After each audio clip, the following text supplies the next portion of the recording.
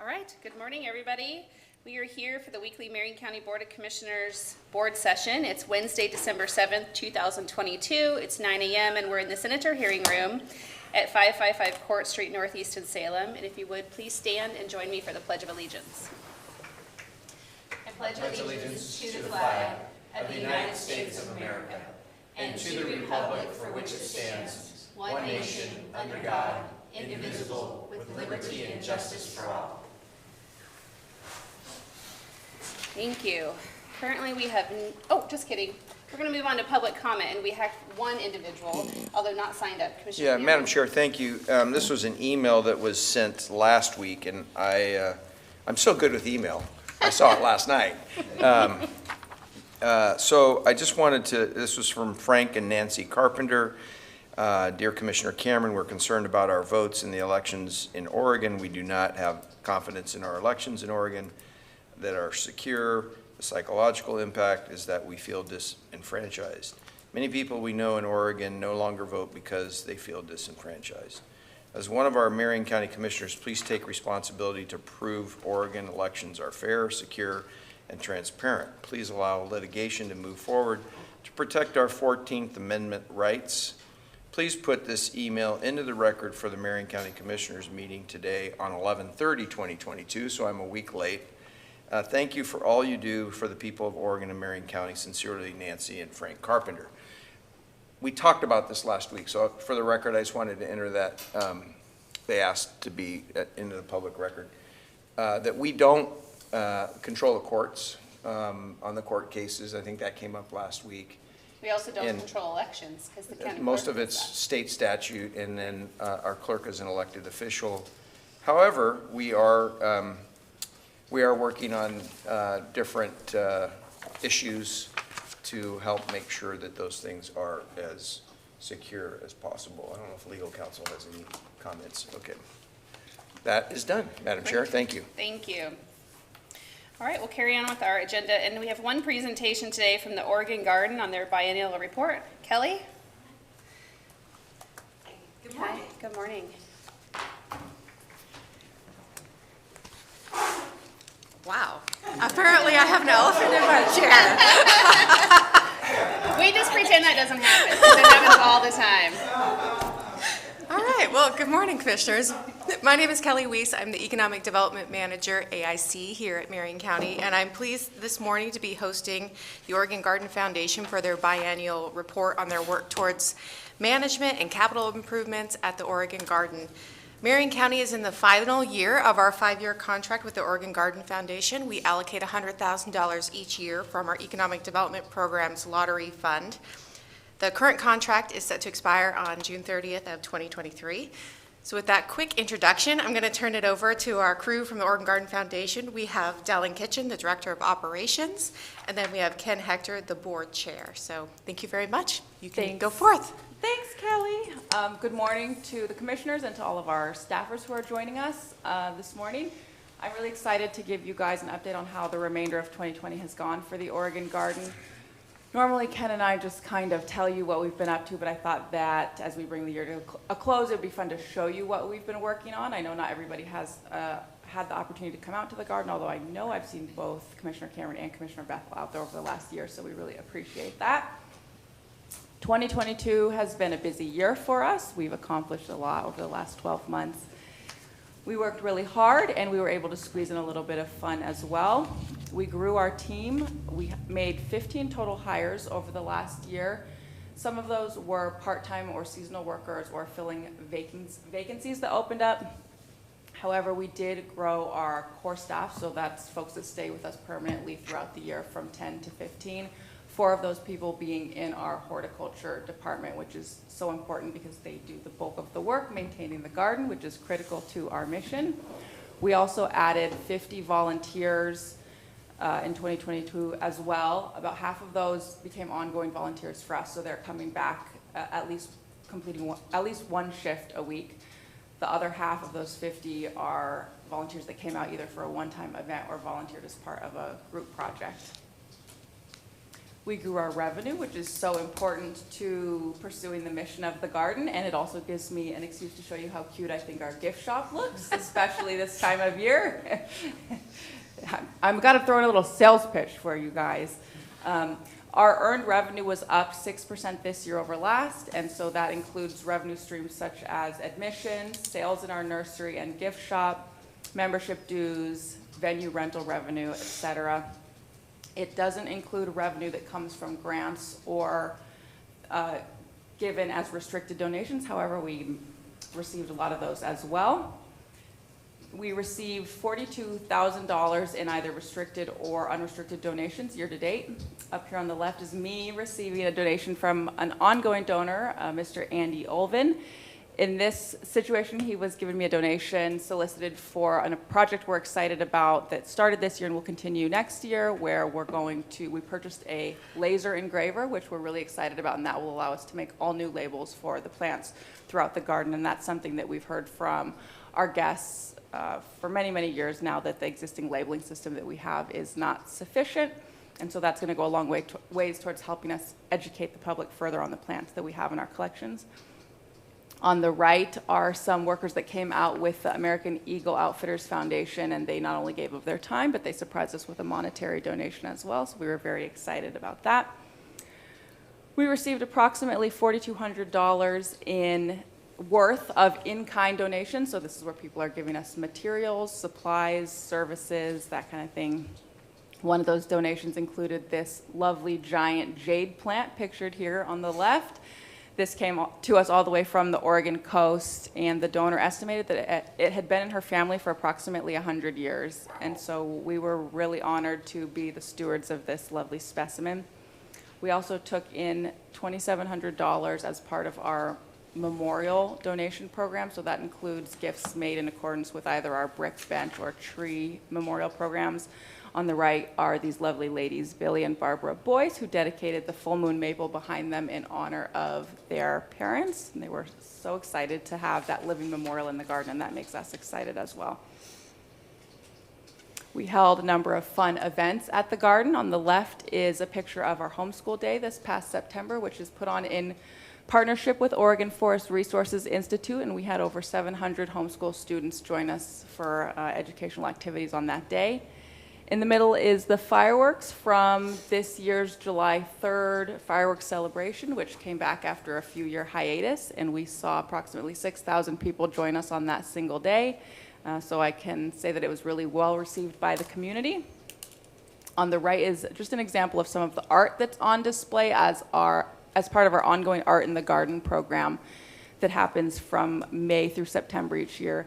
That's grown each year, expanding the amount of artists we have, and also the revenue has continued to increase. So this year we saw about $50,000 in gross revenue, which is up 6% from the year prior. Our public event revenue is also up 34% over 2021.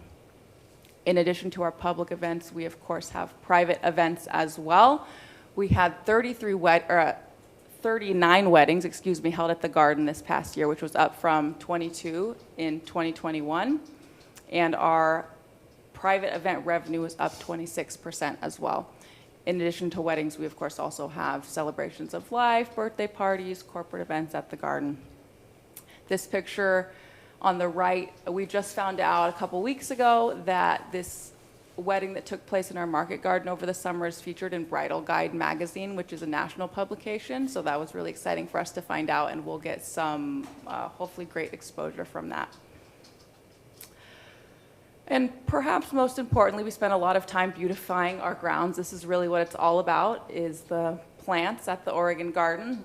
As I'm sure most of you are aware, we've faced a number of challenges over the last couple years. We've had wildfire smoke, heat waves, ice storm, and so the majority of our resources have gone towards bringing the garden back to where we know it needs to be. And I think these pictures demonstrate that we've gone a long way towards that goal. We were able to also remove a significant number of invasives throughout the garden, thanks to a generous donation from the Roth family. So if you have visited recently, or hopefully visit us in the future, you'll notice that especially along the driveway, the majority of the blackberries that are overgrown there are now gone.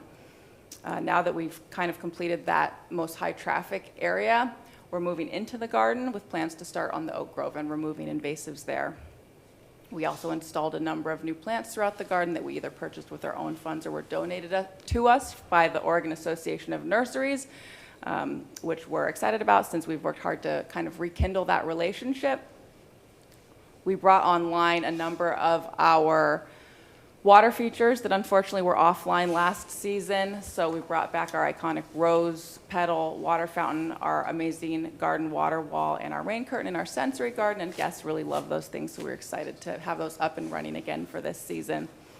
And then they don't photograph as well or are as exciting, but they're very important. We've done a number of infrastructure improvements as well. So we repaired the roof of our J. Frank Schmidt Jr. Pavilion. Thanks to a grant from the Oregon State Fire Marshal's office, we were able to completely replace the deck on the fire safe house. We installed new and repaired existing lighting throughout the garden, and we continue to make improvements to our paths, stairs, that kind of stuff as well.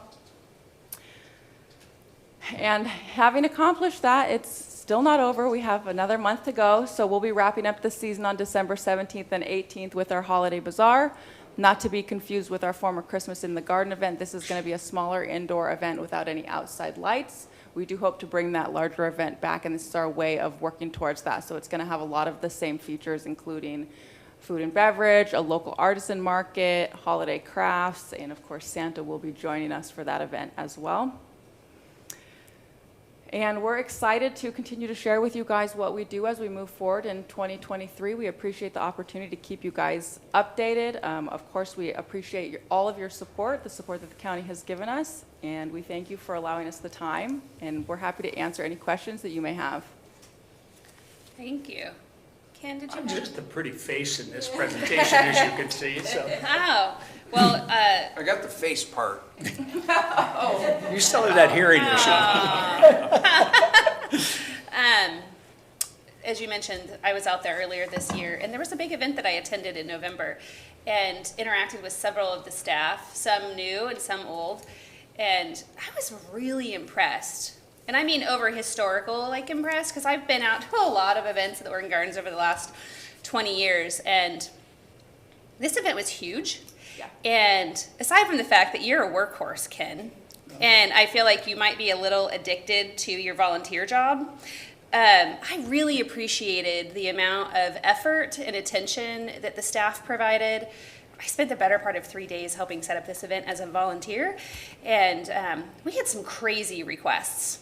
And the staff came through.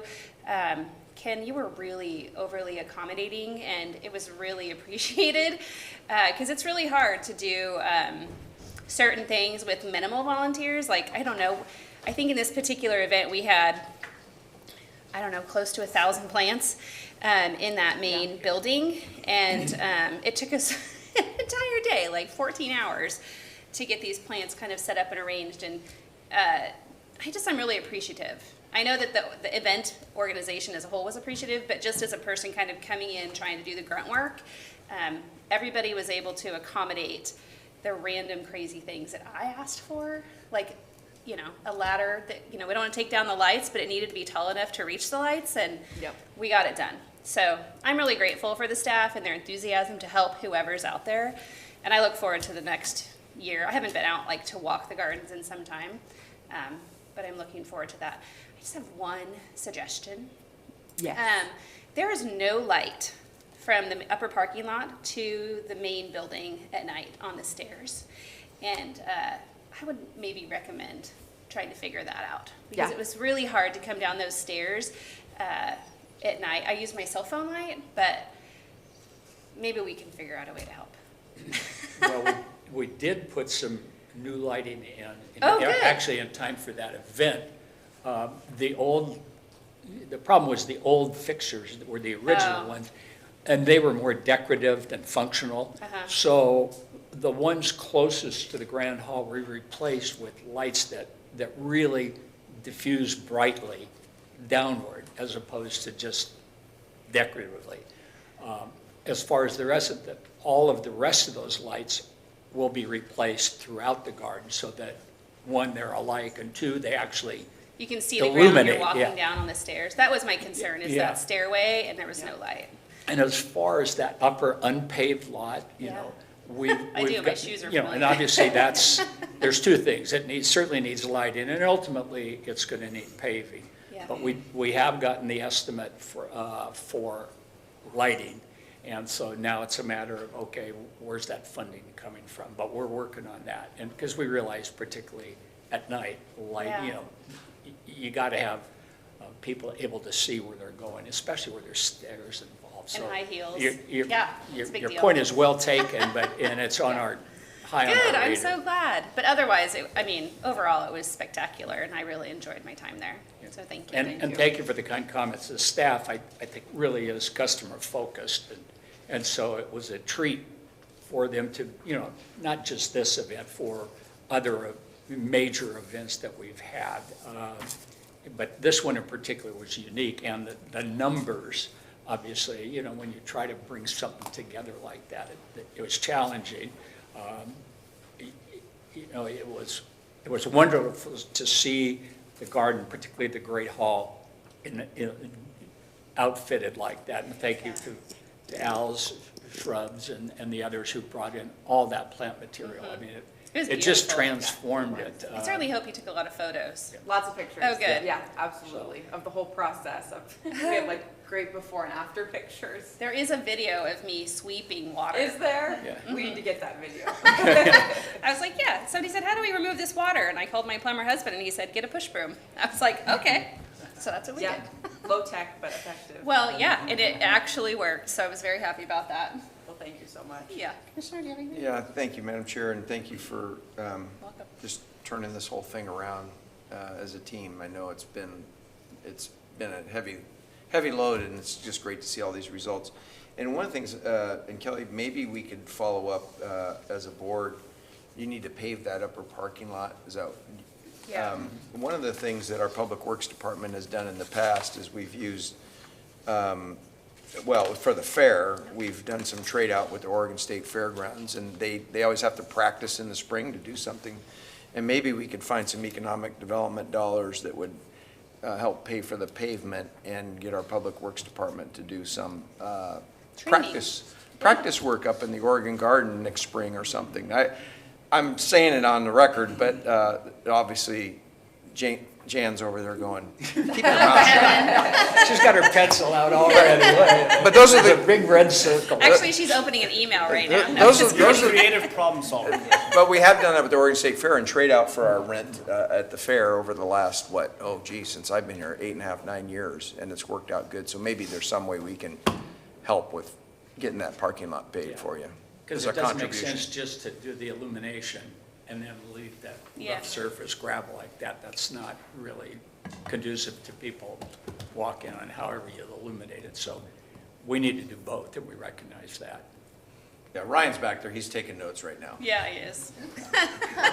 He's like, oh, shoot. Commissioner, did you? Any have other anything? questions?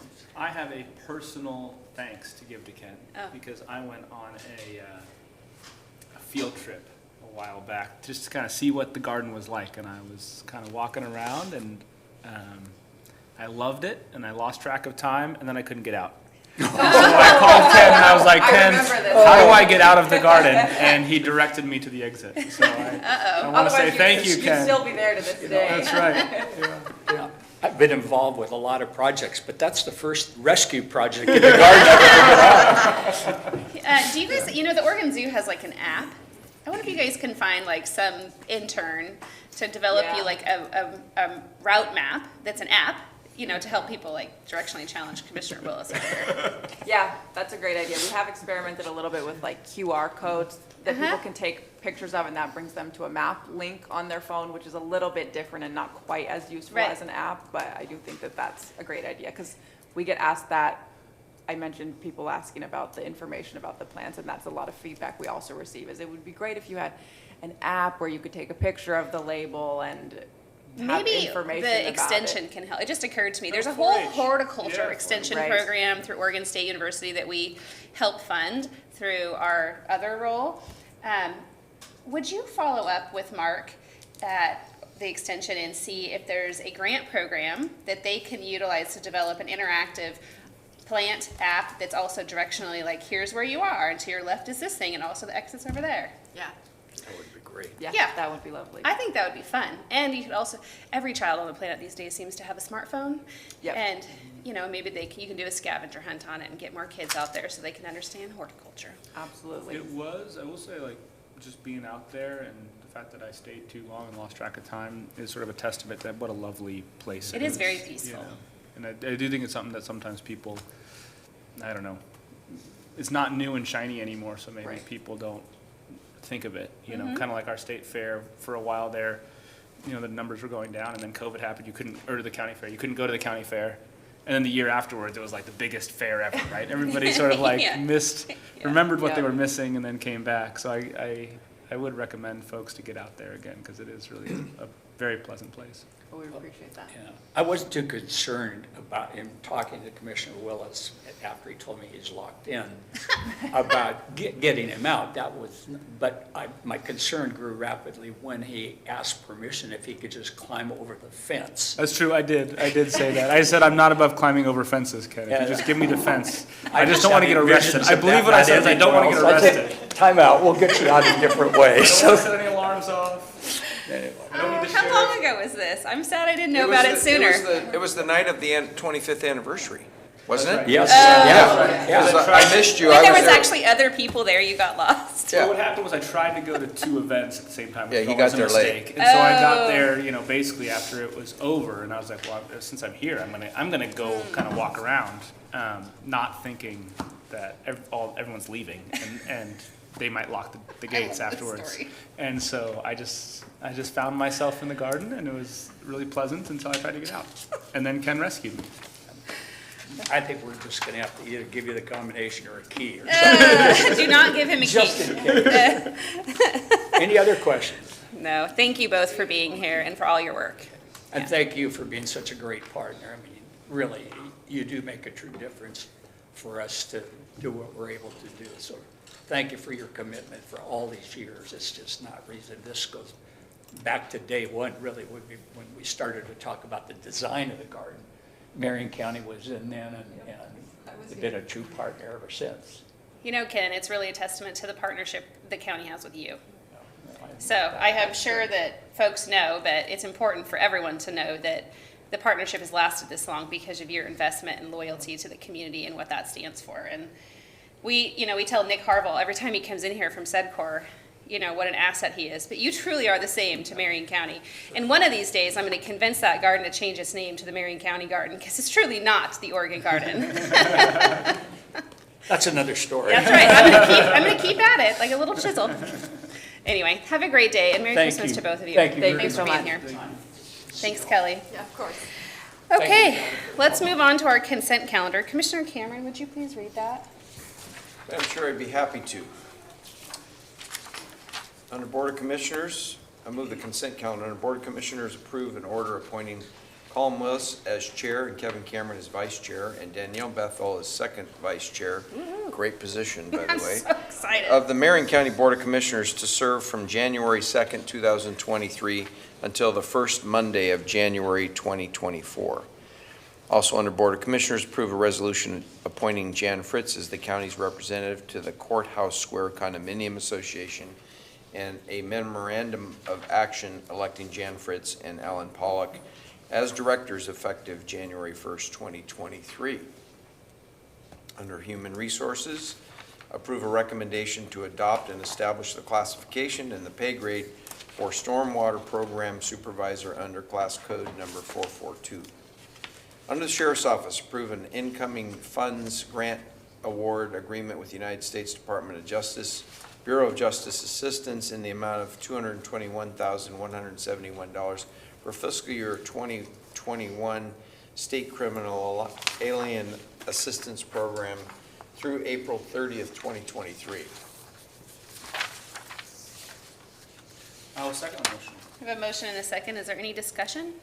Hearing none, all those in favor, please say aye.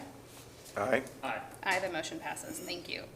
We'll now move on to our first item under Public Works, to consider approval of Amendment Number 2 to the Architectural and Engineering Standard Professional Service Agreement with Keller Associates Incorporated to add $1,784,380 in American Rescue Plan funding for a new contract total of $1,913,020 for environmental permitting, subsurface exploration, groundwater investigation, facility planning, commercial septic system design, and related services through December 31st, 2026. Good morning, Ryan. Good morning. For the record, Ryan Cruther, Marion County Capital Project Supervisor, here on behalf of Brian Nicholas, Public Works Director. So for your approval today, we have amendment number 2 to the professional services contract with Keller Associates, as you said. So Marion County received $50 million in American Rescue Plan Act, ARPA funds, with the state of Oregon for the design, permitting, and construction of the North Sandium Sewer Project. Marion County has agreed to deliver the project on behalf of the North Sandium Sewer Authority and its member cities. On May 20th, 2022, the county selected a consultant team led by Keller Associates to provide a comprehensive suite of engineering and other professional services to deliver the project. This large multi-phase project with an aggressive expenditure deadline driven by ARPA funding requirements it's got an aggressive schedule driven by the ARPA funding requirements. So the full scope of services needed to deliver the project will be executed in a series of amendments as we move through the project, ensuring that the critical path activities begin without delay and we're able to meet the schedule. On October 7th, 2022, the county executed contract PW 5069-2022 with Keller, and Amendment 1, Number 1 was executed on October 19th of 2022. So what this amendment does is that it adds environmental permitting services, subsurface exploration, groundwater investigations, facility planning, commercial septic planning, and design, and also related services. So we're also adding a significant amount of money to this contract with this amendment. It adds $1,784,380, which takes the contract from $128,640 to $1,913,020, all of which will be paid using the ARPA funds, and there is no county match with that funding. And this project is budgeted in our current fiscal year. So with that, I'd ask if you have any questions. I don't have any questions, Commissioners, do either of you? Thrilled you're here today on this. How much background do you have on this one, Ryan? I know you're filling in for Brian. I'm filling in for Brian. I have limited background on this one. I'm aware of the project, and I'm familiar with the intent and kind of how we've gotten here, but not familiar with the minute details. I just want to kind of, because this is a $1.7 million amendment to, and I think you mentioned it, to kind of ensure the critical path is followed. Yes. For somebody watching at home, can you just sort of walk us through, like what does this look like, you know, from where we are now to where the first toilet flushes and gates? No, I definitely can. So I'm going to throw out that I definitely specialize in roadway engineering. So wastewater is a little out of my expertise, but it still follows the same general path for project delivery. So what we do is we have to plan what we're going to do, which has been done before we ever got this funding. We've got a plan. We've got what we want to make happen. Now we start the real design. We go out there. The engineers have a plan, but they haven't drilled into the ground to see what the soils look like. They haven't really figured out exactly what land they're going to purchase, what everything's going to happen. And then we have a full environmental process. Because this project's so large, it uses federal funding, there's an extensive environmental process. They do archaeological studies, they do historic studies, we look at whether there's hazardous materials in the ground. All of that happens after we actually have a project created, because we don't want to spend that money up front without knowing we're going to go forward. So that's kind of where we are. You can assume, so a $50 million project, there's a lot of land to cover in these upfront studies. And so that's one of the big things they're going to take forward now, is making sure that we've covered all those environmental pieces. And frankly, with a wastewater project like this, there's more environmental pieces than a roadway project has. And I don't even want to try to list them all, but I know Keller has extensive knowledge of all of it. And also, this is a really expensive project. I'm just going to jump in here because I'm acutely familiar with it for the public. Is this sewer system is going to follow along a very important waterway. And it is our highest priority to make sure we protect that water source. And a good portion of what Keller and Associates is going to be doing with all those magical people that Ryan listed off is making sure that when the water actually moves back into the environment from the waste system, it can literally be drank. Because we don't want it to seep into the river or into any farmland that could contaminate it. We want it to be the most purified water possible, and that's really expensive to do. Yes. Yeah. And so as we go forward, we'll figure out, this lets us really make that plan, figure out exactly what we're going to do, and then the next phase, it's a finalized design. They know even more about what they're going to do and what it's going to take to get to that construction project. The cool part that I'm excited for is that once we're here and we approve this a contract today, assuming we do, Keller and Associates will begin working with our public works team and the sewer authority to have real public conversations. They've had them for the better part of 10 years in bits and pieces, kind of like deciding what the system will look like. But how to build it is those conversations that are more detailed and intimate as far as the path it's going to take. So we're working with another county. Lynn County is involved in this because Mill City, where the system will start, is on the Lynn County side. It's on their property. And anytime you work with another associate government, it's complicated because it's like apples and oranges. I'm really excited for this. We had a great update from Brian yesterday. And some of the maps that he showed really where it's like, okay, we're here. We're gonna go talk to some folks and determine like where a plant will stand. This is a big deal. Yeah. I know that the Canyon people are like, just hurry up already, but for those of us in the bureaucracy, this is a really big deal. Commissioner Cameron? Well, no, this is another step. We've been working on this system for years. And I'll just make my famous comment. Hope I'm alive when the first toilet You are flushes. going to be alive. You're probably one of the most obstinate people I know. And it But happened. this is Mill City, right? This isn't even Detroit, Indiana Yeah. yet, so this one we gotta get done first. Yeah. Especially for Gates to come back. Yeah, it's and to important for wildfire right, recovery. Right, and for the housing stuff that we're trying to do in Mill City. Yep. Yeah, so appreciate you, Ryan. I'm just a little disappointed. I was looking for my video show, but Oh, it's coming. You got a text. That was electronic saying Ryan will be here. And I've got a video show, it's just not quite yet. all right.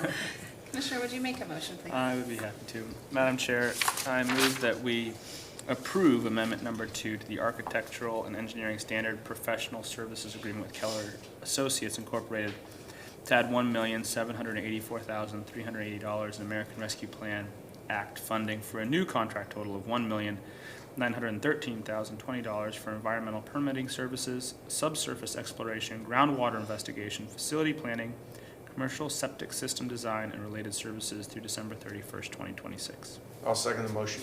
A motion and a second. Is there any further discussion? Hearing none, all those in favor, please say aye. Aye. Aye. Aye, the motion passes. And now we'll move on to consider approval of amendment number 1 to the incoming funds intergovernmental agreement with the Oregon Department of Transportation to add $297,701, of which an estimated $267,127 will be provided in federal funds, and an estimated $30,574 will be provided in county funds, for a new contract total of $3,131,301 for the Mill Creek Road Bridge Replacement Project through June 30th, 2030. There's a lot of threes, I'm just saying in that paragraph. You know, if you're a gambler, maybe today's the day for threes. Could be. Again, for the record, Ryan Crowther, Marion County Capital Project Supervisor. This amendment is to our agreement with ODOT for a Mill Creek Road Bridge project. So the project's located between Turner and Almsville on Mill Creek Road. A little bit closer to Almsville. There's actually 4 identical bridges, and this is a replacement project to replace one of those 4 bridges. So the existing structure, if you've driven this road, you may recognize it. Got some photos. It was built in 1930, so it's approaching the end of its useful life. So the project scope includes replacing this bridge with a new structure that would meet all current requirements for width, safety, all the other new bridge requirements that have come into effect since 1930. And then also it requires us to realign 70th Avenue to accommodate the new bridge, and also the guardrail approach that we have to put in to protect people from leaving the roadway at the bridge. So this amendment actually does not change the project scope. I was here last week doing something very similar. This amendment just adds budget to cover our consultant design costs in order to use a consultant to deliver this project versus using in-house designers. One other small thing it does do is move our right-of-way obligation date back. And that's because we're working through, again, the environmental piece like we talked about on the last presentation. We're just working through some environmental permitting that's taken slightly longer than anticipated. So the project budget amendment, originally the total project estimate was $2,833,600. We're adding $297,701 of that. $267,127 is federal. For a new project total of $3,131,301. You're right, it does have a lot of threes. All right, and with that, I'd ask if you have any questions. Commissioner? I don't have any questions. No. Commissioner? Great. Commissioner Cameron, would you make the motion? Certainly.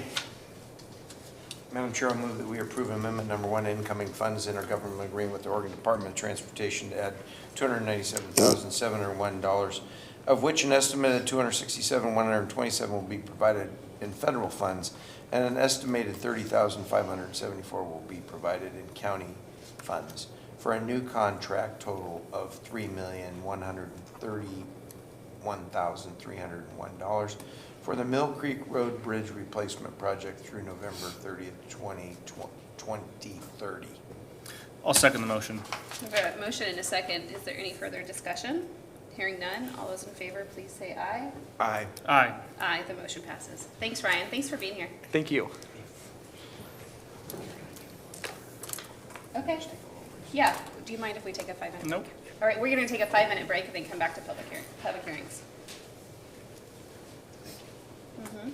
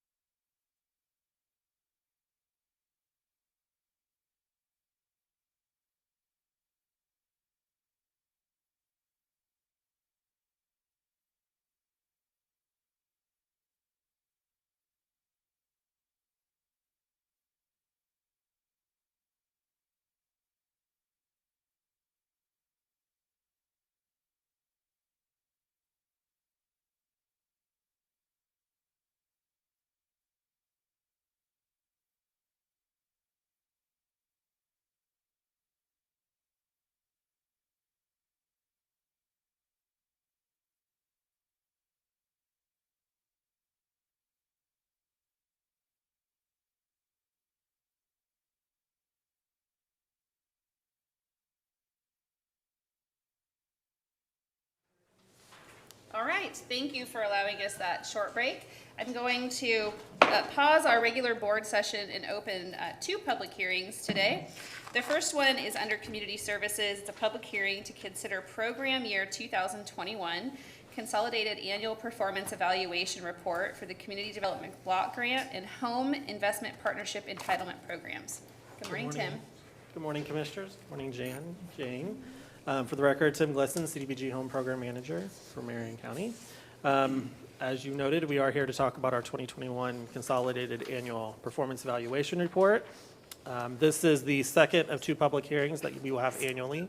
The first one is always tied to your annual action plan that you're submitting to HUD, and then your second one is always tied to the CAPER. and essentially informing the public on how the progress is being made towards your 5-year consolidated plan. So I wanted to start first by touching on some key timelines. Program year 2021 began July 1st, 2021, and ended on June 30th, 2022. December 2021, the consolidated plan, which is our 5-year planning document for the use of these funds, was approved by the United States Department of Housing and Urban Development, HUD. January 2022, there was a substantial amendment that was completed to the annual action plan, moving funds to down payment assistance and owner rehabilitation. And then June 2022 we finalized and adopted the required program policy and procedures. So that was kind of the foundation of our first year, which is where the numbers will show how we have progressed. So in terms of the home budget, the original funding amounts are listed in column 2. So you had your CHOTO set aside. These were the changes after the substantial amendment. So there's still money set aside for the CHOTO and then the down payment assistance program that we're currently operating now. And then the amount of admin that was spent was $30,320. So most of our home money is we still need to actually get spent, or at least committed per the home requirements. The CDBG, Madam Chair? Yeah. Sure. Tim, can you go back to that slide for a second? Yep. The total spent is 590,000? Or is that the remaining? No, so the total spent, that's the remaining amount, sorry. Okay, just to clarify, because it's in the spent column. So the CDBG bucket, we had allocated 50,000 for food bank support for neighbors serving unsheltered neighbors, Center for Hope and Safety for Hope Plaza, 250,000, and then with the substantial amendment for the rehab side, it was $948,956. The rehab side, we're still building out, and we hope to have the contract to you within the next few weeks in regards to our procurement process, finding our partner to work with on that. Center for Hope and Safety has spent $62,901 on engineering for Hope Plaza. That will be continuing ongoing. Actually, they've started construction, I think as of yesterday. They were over there working. And then the admin piece that was spent. So there was, the balance remaining is about $1.3 million roughly. So in terms of the 5-year plan, you've got the goals that were identified in the 5-year plan and the amounts that were identified, as well as the 2021 allocation amounts, and then the actual amounts that were spent.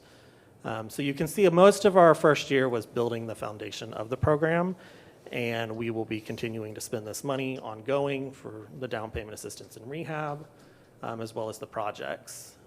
We also, in the CAPER, have to report on demographic data, Section 3 data, other data that HUD requires. What's Section 3 data for those of us that have no idea what you're Yes. talking about? So Section 3 is in regards to construction projects. Okay. And essentially, it's how you hire for employment of the projects themselves by the contractors. Ideally, they want to, HUD emphasizes hiring people within the community of where the project is being built. Good.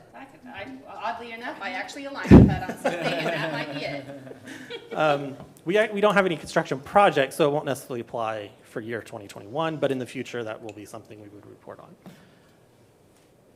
So I really wanted to kind of focus on where we're heading. Can I ask you a question? Yeah. So on money that we allocate to organizations like potentially Habitat for Humanity, they obviously build locally, and they utilize the resources of the buyer, the would-be homeowner, for a lot of their resource development.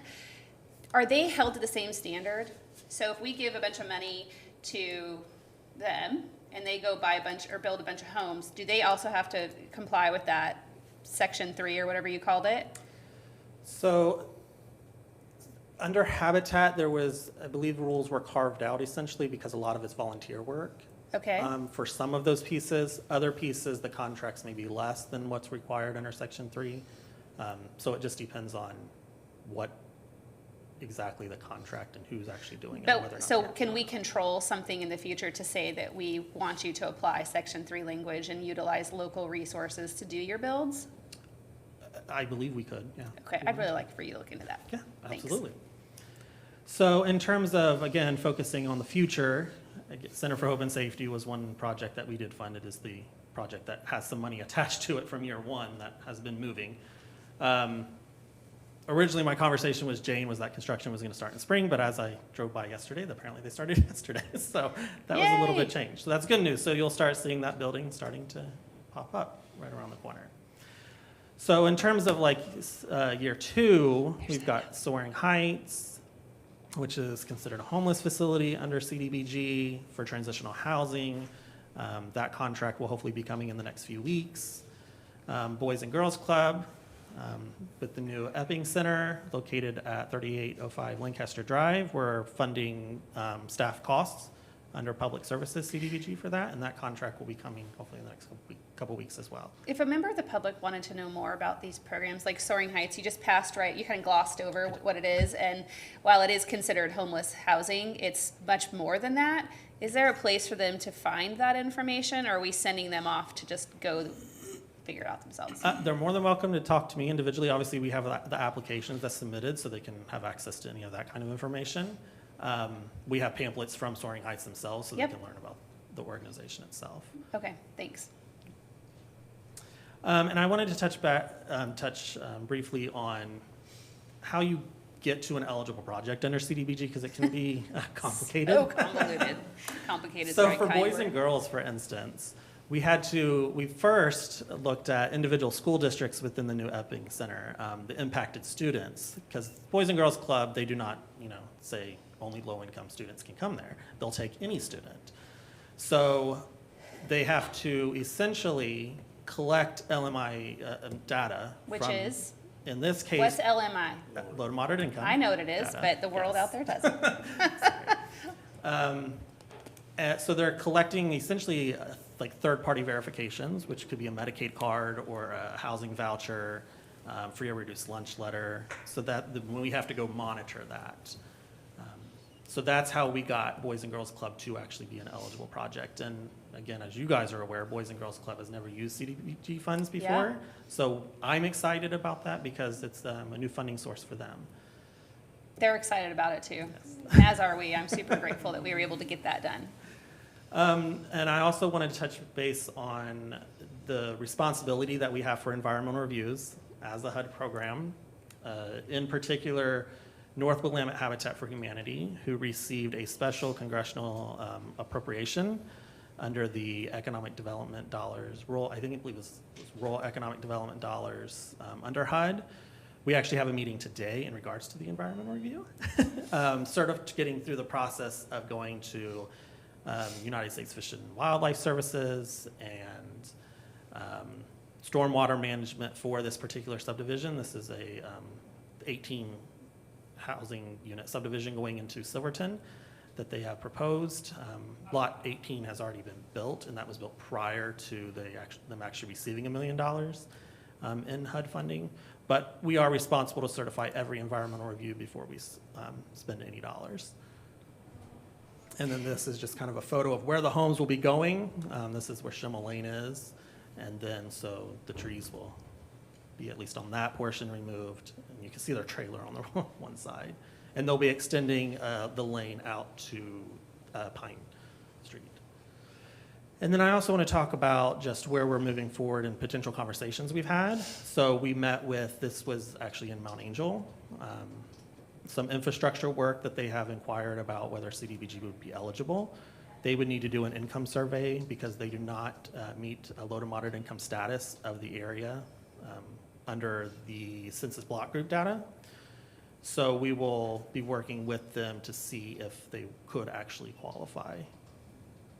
What's the project? I mean, there's a lot in that picture. So it would essentially be the road, resurfacing the road, and obviously redoing the sidewalk itself. And then they've got other infrastructure needs on adjacent streets that could be worked.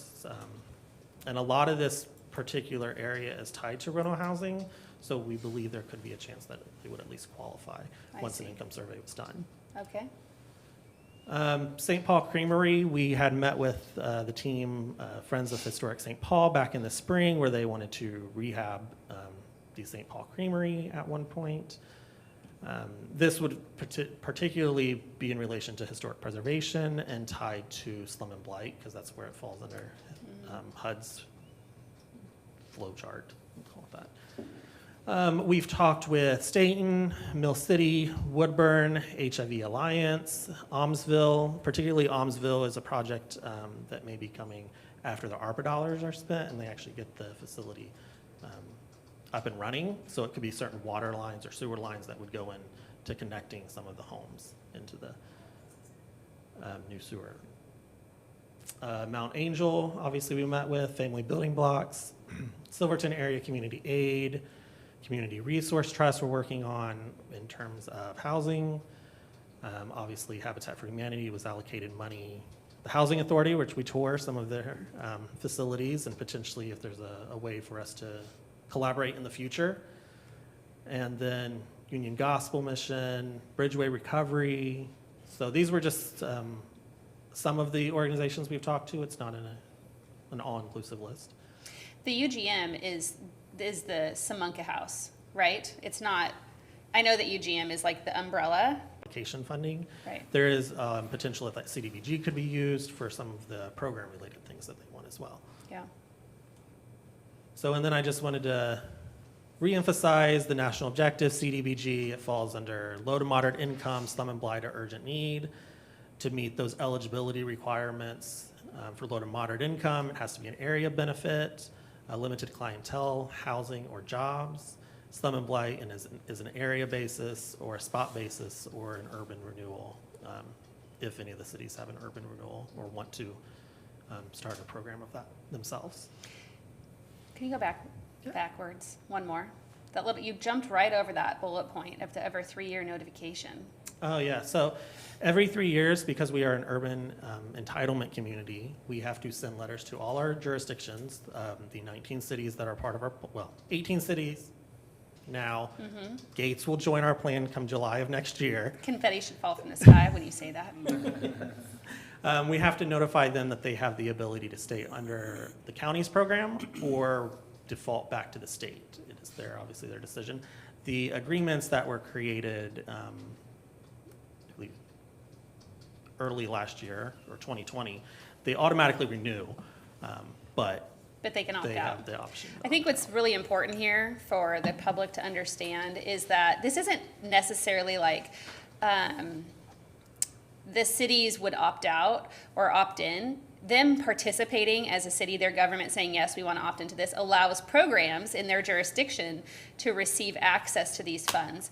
So one of the challenges that we've had in wildfire recovery is the fact that Gates is not currently a part of our program, and therefore we cannot allocate program dollars to projects in Gates because their city council didn't engage. And I really am grateful for the work that you and Chris and whomever on your team have done to get them to opt in. Because as we've talked about for two consistent years, we have to recover Gates, and housing is a critical component of that. And if we can shift resources from this program into Gates to help those low to moderate income families get housing, that's a really big deal. But right now, our hands are tied and we cannot do it. So I really want to encourage all cities. I know you're going to send that letter, but I'm just going to keep saying it. They really need to stay a part of this program so we can help programs within their communities and their citizens at the end of the day. Yes, and part of the benefit of joining the county's program is, particularly in regards to infrastructure, the state program operates a different way. Yeah. So there's a huge benefit for the cities under that, certainly that particular option of projects.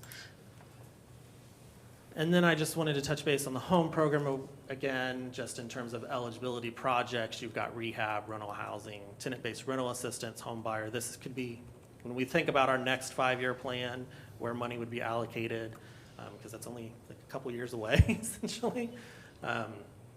Getting the input to know where to put that, to allocate the resources is important. So you've got new construction, demo, things could be in there, acquisition of potential properties, home buyer pieces as well. And that would conclude my PowerPoint. Any other questions? Commissioner, do you have any questions? No, just, It's a good overview. Thank you. just a comment. I mean, from where we were in 2020 till now, a lot of good stuff. But, yeah.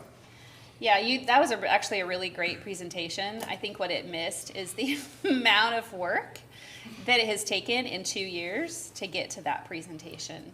And when you go to develop a federal program in a county, that's a lot, it's hard. So, good job. And I know Tim, it's not been easy. It's been a yeah, very bumpy road, Tim, and you're doing a great job. I echo that, Commissioner. Madam Chair, Tim, thank you for your hard work and bringing us along, because it's like a foreign language. Well, and it's a tug of war, right? You came from a different state to our county to take this job, which is awesome. Thanks for coming over here.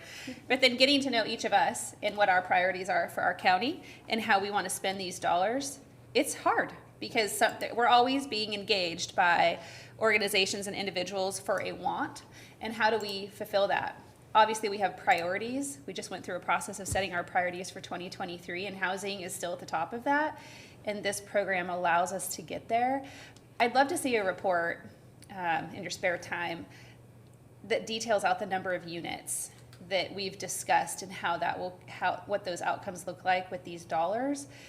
Because in 2023, my priority is housing, and I'm going to map it, and this is a good part of that.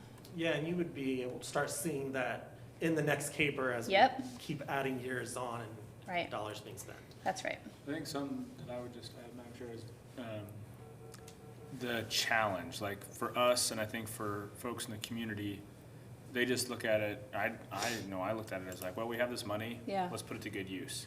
And I think part of what we're thanking you for, Tim, is the federal rules are really Byzantine. Like, holy moly, is it hard to figure out how to do that simple thing of like, hey, let's build this house, or let's fix this road, or there's a lot of work that has to be done, making sure that we follow the law perfectly and everything so that we don't lose the money for our community. And so I appreciate your work with us, Tim, in sort of trying to get like normal human language to convert into bureaucraties. So thank you. Yeah, it's been clunky. We had like a meeting of community partners at one point. I feel like that was earlier this year. And everyone was like, what are we doing here? And it was really hard to explain what's in your mind.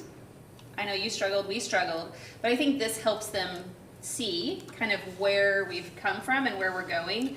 That where we're going piece is important to that group. And now that next meeting, they can talk about what their plans are for the future, and then we can see how we align and try to really bolster it and produce good outcomes. It has been a clunky process, and there's so much paperwork. I do not envy your job at all. I mean, I have a lot of paperwork every week, but the binders that you give us every time you meet with us, I'm like, oh my gosh. So, good job. There's nobody signed up for public comment for this hearing. So, and we do not need a motion today. So if there's nothing else. Madam Chair, I'll move that we close this public hearing. Thank you. I'll second the motion. I have a motion and a second to close the hearing. Thanks, Tim. Have a good day. And now we'll move into our next public hearing, which is under Public Works, to consider the hearing officer's recommendations for conditional use case number 20044, Jeff and Heidi Jones, Seasons at Red Oaks Farm. We're here. You are here. Be sure to sign up. Perfect. Lindsay, good morning. Good morning.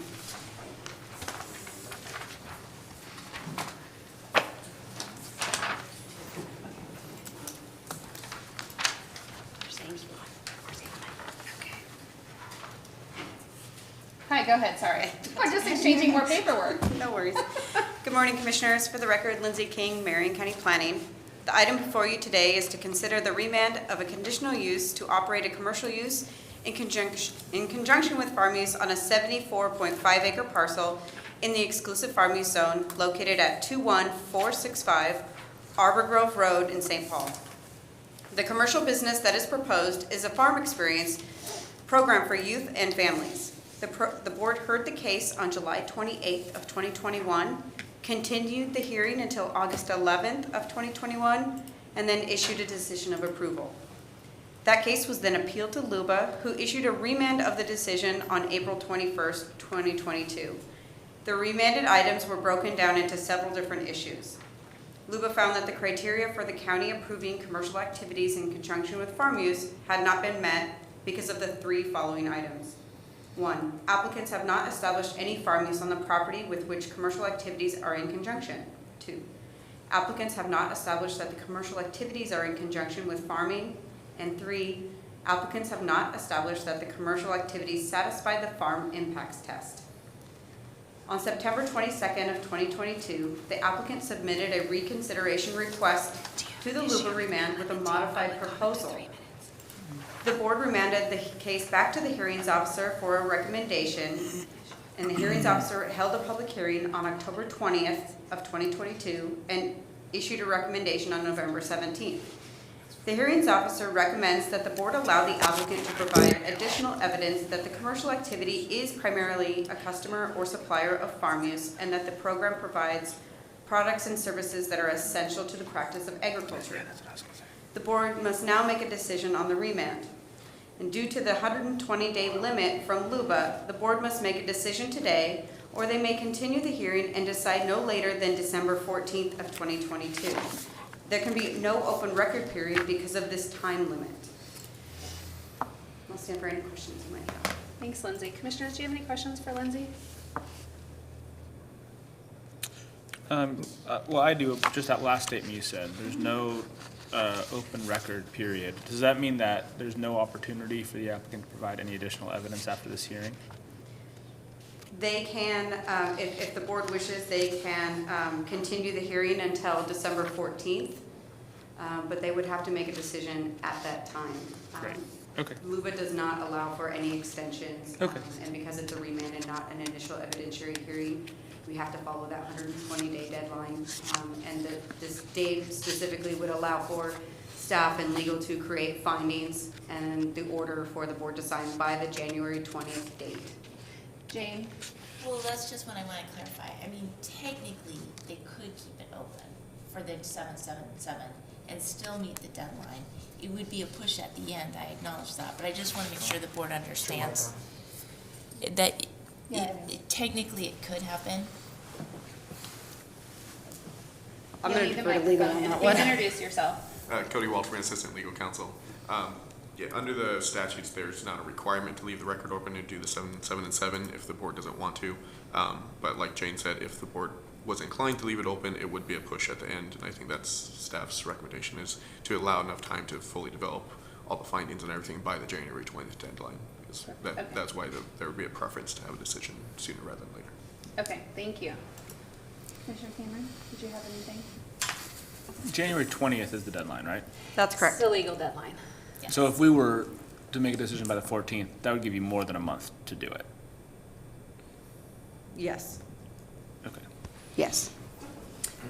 But there's 2 giant holidays in that period of time to be considered, because we have humans working for us. So- I know. I like Christmas. I'm I'm not saying you don't, I'm just saying. I'm generally If we shorten positive it, about it's because Christmas. we have humans in this process. Great, okay. We do have a new state law that requires us to accept public testimony electronically, and we are going through a bumpy process to figure out how to do that. So I'm actually going to go in a different order than normal today. I'm going to take one opposition call first, and then we'll go into applicant's testimony. So Brenda, would you please make that call real quick?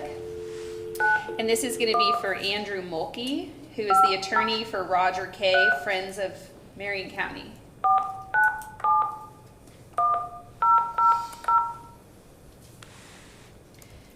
Thank you for calling 1000 Friends.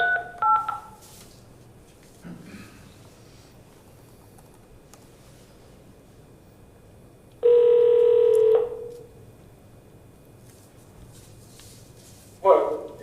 Hi, is this Mr. Mulkey? Yes. Hello, this is Commissioner Danielle Bethel from Marion County, and you're currently on the record for a public hearing. Are you aware that you're signed up to testify today in opposition?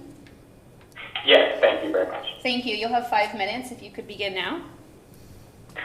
Okay, thank you. I'm testifying. I'm the staff attorney for 1000 Friends of Oregon, and I'm testifying on behalf of Friends of Marion County. I just want to say I appreciate the conversation this morning that the commissioners are having about the timeline and the 120-day timeline. I'm sorry, Mr. Mulkey, is it possible, Mr. Mulkey, could you maybe move your phone microphone just away from your mouth a little? Where you're a little muffled. Or if you're on speakerphone, go to an actual device. Speaker. Is that better? No. No, that's not better? Yeah, you're still, I mean, you can continue to speak, but I can't guarantee that we'll understand everything you're saying. Okay, is this better? Yes, it is. Thank you. And if you could slow down a little bit, that'd be great. I will do that. That's good to know. I appreciate it. First of all, real quick, I appreciate that the conversation that the board of commissioners has been having about the 120-day timeline. I would ask that if the applicant, it appears that the applicant needs to submit additional evidence based on the hearings officer's recommendation, and also based on the evidence that they have submitted thus far. It's simply inadequate to meet the standards in this case. So if the applicant is going to submit additional evidence, petitioners, or excuse me, opponents and participants in these proceedings have the right to respond. That's a requirement of, Fasano and land use proceedings generally, that case law requires. And so, if the applicant is going to submit additional evidence, I would ask for the ability to be able to respond. In addition, just as these proceedings have gone, it appeared that Friends of Marion County only received notice of this hearing on December 2nd, and that simply was not sufficient time to prepare for this hearing. So I want to put that out there, and I would have submitted written comments, but I simply didn't get notice of this hearing in time. Moreover, getting to the merits of this, I want to say that the findings and evidence are inadequate to show that there's no significant impact of the proposed use on nearby farms and farming operations. The impacts discussed are in part traffic-based impacts, and I think that the evidence in the record as well as the conditions simply don't show that those impacts are going to be insignificant because there isn't sufficient evidence. One, I want to point out that the conditions of approval do not limit, although they limit the number of groups that can come to the property per week, they don't limit the size of those groups.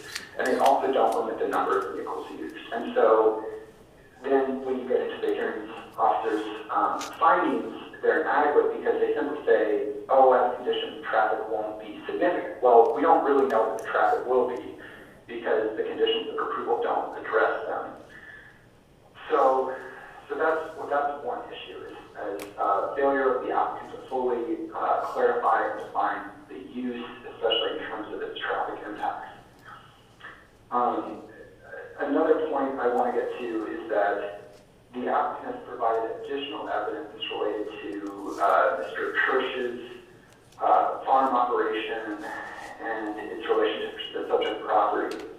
However, that does not address any of the other activities that the applicant plans to conduct on the property or show their relationship to a farm use whatsoever. Moreover, the activities that Mr. Kirsch is doing on the property and the relationship that they would have to the applicant's proposed use doesn't show really any connection at all to the farm use. Moreover, it doesn't show the connection of all the other activities that the applicant has said he plans to undertake. So it doesn't show a connection to, the stuff that goes on with the greenhouses or the garden or any of those things. Or also, for example, the classroom space. And so what I want to point out to the commissioners is this is not a case in which, you can simply show that there's some farm use on the property and then you get to do whatever you want or build whatever structure you want. There needs to actually be a relationship to those other activities. They need to be in conjunction with, and they need to meet all the other criteria. The applicant has not presented any evidence to show that those are met for basically the majority of the proposed activities and uses on the property that he wants to carry out. Second, those remaining activities that really haven't been explained are not incidental or subordinate to whatever relationship is established between Mr. Kirsch and the applicant's educational activities. And I just want to point out that the cases that talk about these are the Friends of the Yamaha County case, which is Stoller, and then the Friends of the Yamaha County case, in which the applicant is De Benedetti. And those are at 255 or at 636 and 301 or at 726. And so those cases really established that we haven't met his burden in this case for all the proposed activities and construction that he wants to do. So, moreover, I think that basically the applicant has failed to meet his burden to clarify the actual relationship to farm uses. And so the hearing officials' proposed findings are simply inadequate, even where the hearing official concludes that some of the criteria are met. Prince of Marion County disagrees with that. I believe we've submitted our briefs and other materials and arguments in the record, and those basically provide a better explanation of why those criteria are not met. Mr. Mulkey, thank you. Your 5 minutes has come to a close. Okay, thank you. Have a good day. All right, so now we will move back into kind of the order of operations, and if the applicant wishes to address the board, do you have a presentation or comment for the record? Please approach this first table. And while he's getting that set up, Lindsay, could you flip through your giant folder or have notes possibly, and when he's completed, tell us who received notice of this hearing? Yep. And if Mr. Mulkey was in fact on that list. I'd appreciate it. Thanks. Hi. Hi. Good morning, commissioners. For the record, my name is Michael Gilardi. I'm the applicant's legal counsel. My law firm's address for the record is P.O. Box 8529 in Coburg, 97408.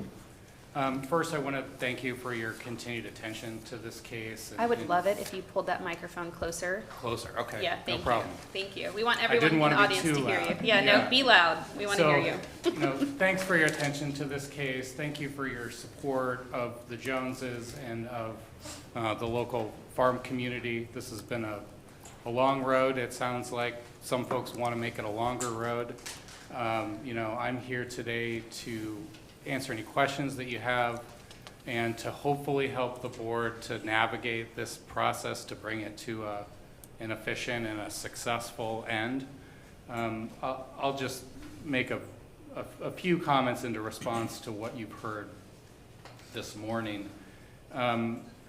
First of all, the procedural issue that Mr. Mulkey raised, that he didn't have notice. He was here this morning.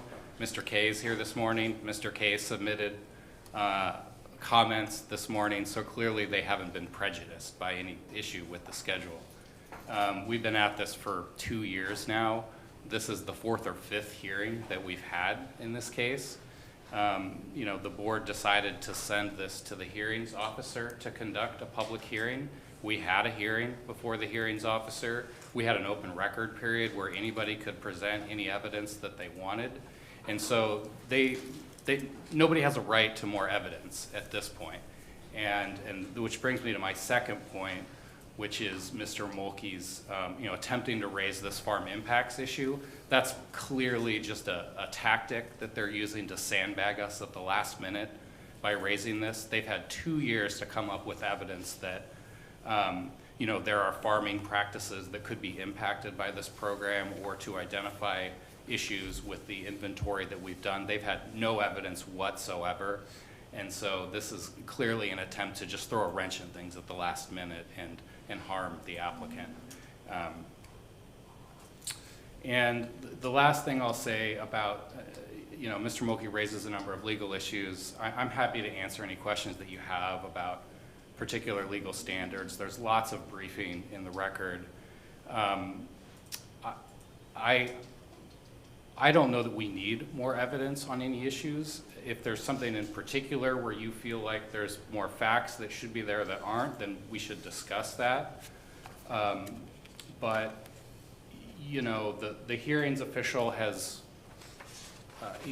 has found that there is farm use on the property. The hearings official has found that there's no farm impacts issue. And then the last issue, which is really the second issue in the way that Ms. King presented it, is about, sort of the relationship between farm use and the applicant's, farm education program.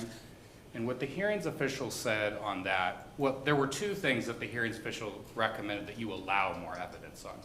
One was a request from the opponents for us to provide more evidence about Mr. Kirsch Enterprises farming and to what extent the purchase orders are for crops grown on the Joneses property versus other Kirsch properties. So they said we should produce more evidence on that. We've done that. We submitted that this morning. And, as the hearings officer said, what that shows is that, yeah, Kirsch he has several different farms where he's growing the same crop that he's grown on the Joneses property. So we've addressed that issue. And, what that evidence shows is that his farms are particularly productive, which I think further supports the fact that there's a legitimate farm use, that there's a real benefit to this property being in farm use. It wouldn't be in farm use if the Joneses hadn't bought it and out of bankruptcy and restored it, and with this vision of having this, farm education, farm experience program. So I think that evidence is further supports the decision that the board has previously made in this case. And then the last thing that the hearings officer said was that we haven't produced enough evidence to show that the program is a supplier of farm uses. So there's a particular criterion in the local code that says the commercial activity has to be primarily a customer or a supplier. And I just want to clarify that we're not contending that we are primarily a supplier under that standard because of the decision that LUBA made. What LUBA said is that, the idea that farm education produces farmers, and so therefore you're a supplier is too speculative. I respectfully disagree with that decision, but we have to live with it because that's the decision that they made. So we're not trying to show compliance under that avenue.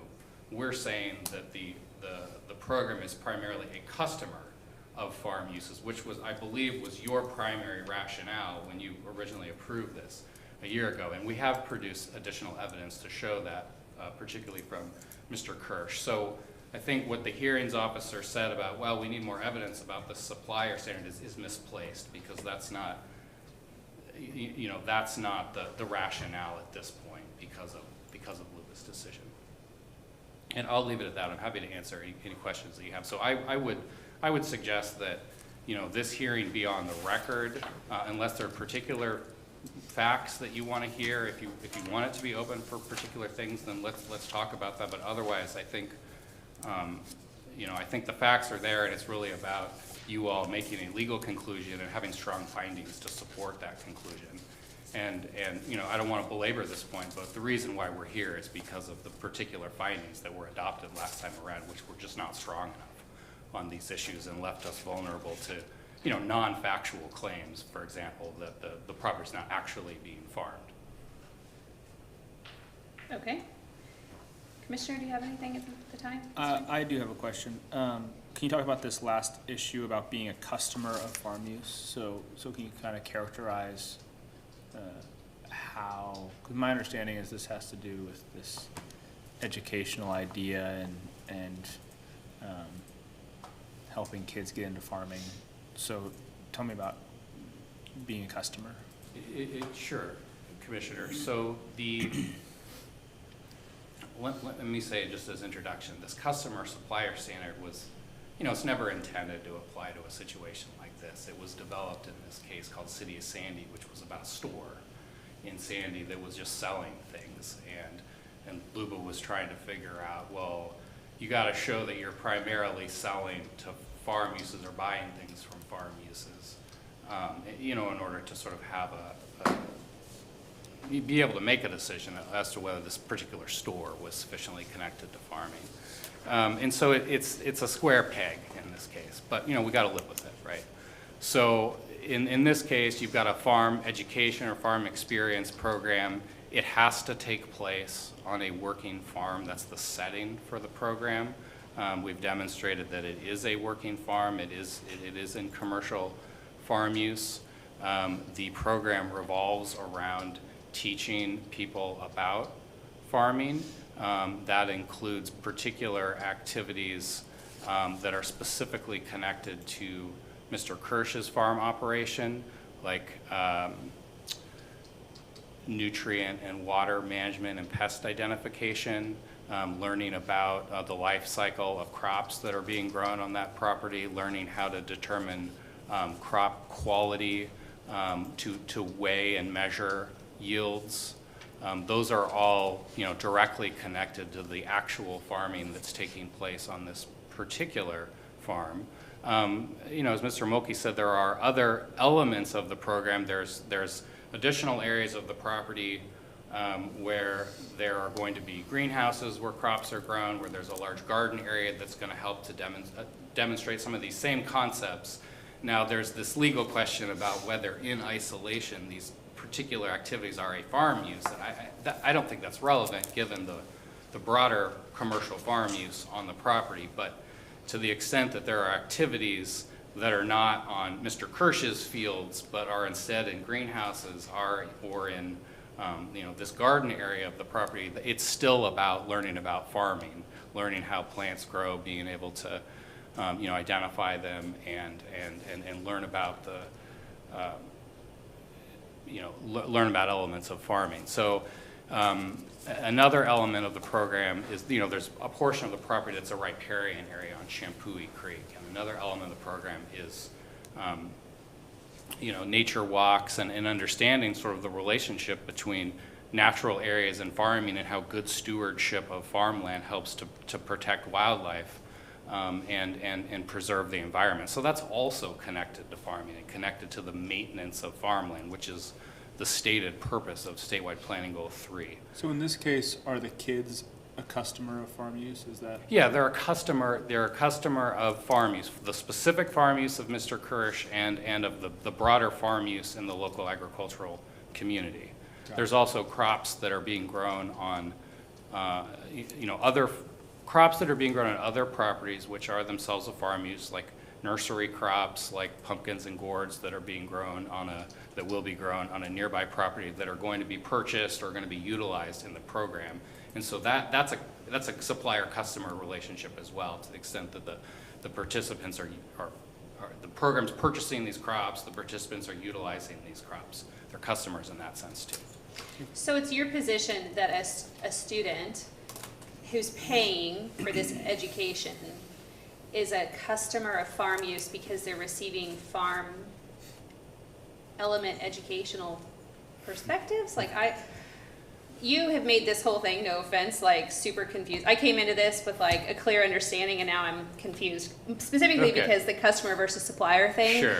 It actually is relevant here, even though I think Sure. you think maybe it's not. I need it to be, and the findings that we made previous was based on information that we received and is very convoluted because this isn't a thing, right? We're trying to create something on a conditional use that I frankly support, but I do want this to come to an end, but I really want to understand Sure. what you're talking about, because we don't want to leave it open to the opposition to say that you could go somewhere else and purchase this same thing. They're always going to oppose it though, and it doesn't Yeah, matter how that's many right. facts are in the record, they're always going to say it's not good enough. Yeah. And they're going to use whatever procedural machination they can to undermine the application. Yeah, so help me understand. You're after a finding of customer. Yes. Help me get there Sure. again, please. So the standard is primarily a customer of farm uses. So the primary farm use is the 35 acres of crops that are being grown on the property, which serves as the setting for the program and serves as the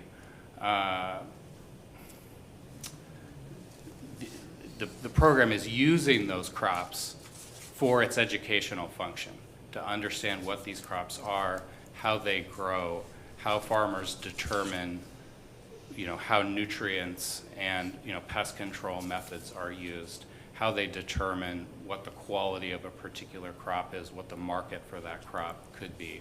It's used to teach people about farming. So that's the primary customer relationship. There's secondary customer relationships in terms of other farm uses that are supplying the program, other nursery stock, for example, pumpkins and gourds, other crops that may be sold at retail as part of the program, like local hazelnuts, for example. That's in the record. That's one of the elements of the program. So you've got multiple different farm uses where the program itself and the people who are participating in the program are customers of those farm uses. They're utilizing those. They're utilizing those farm crops and are customers of the farm uses that produce those crops.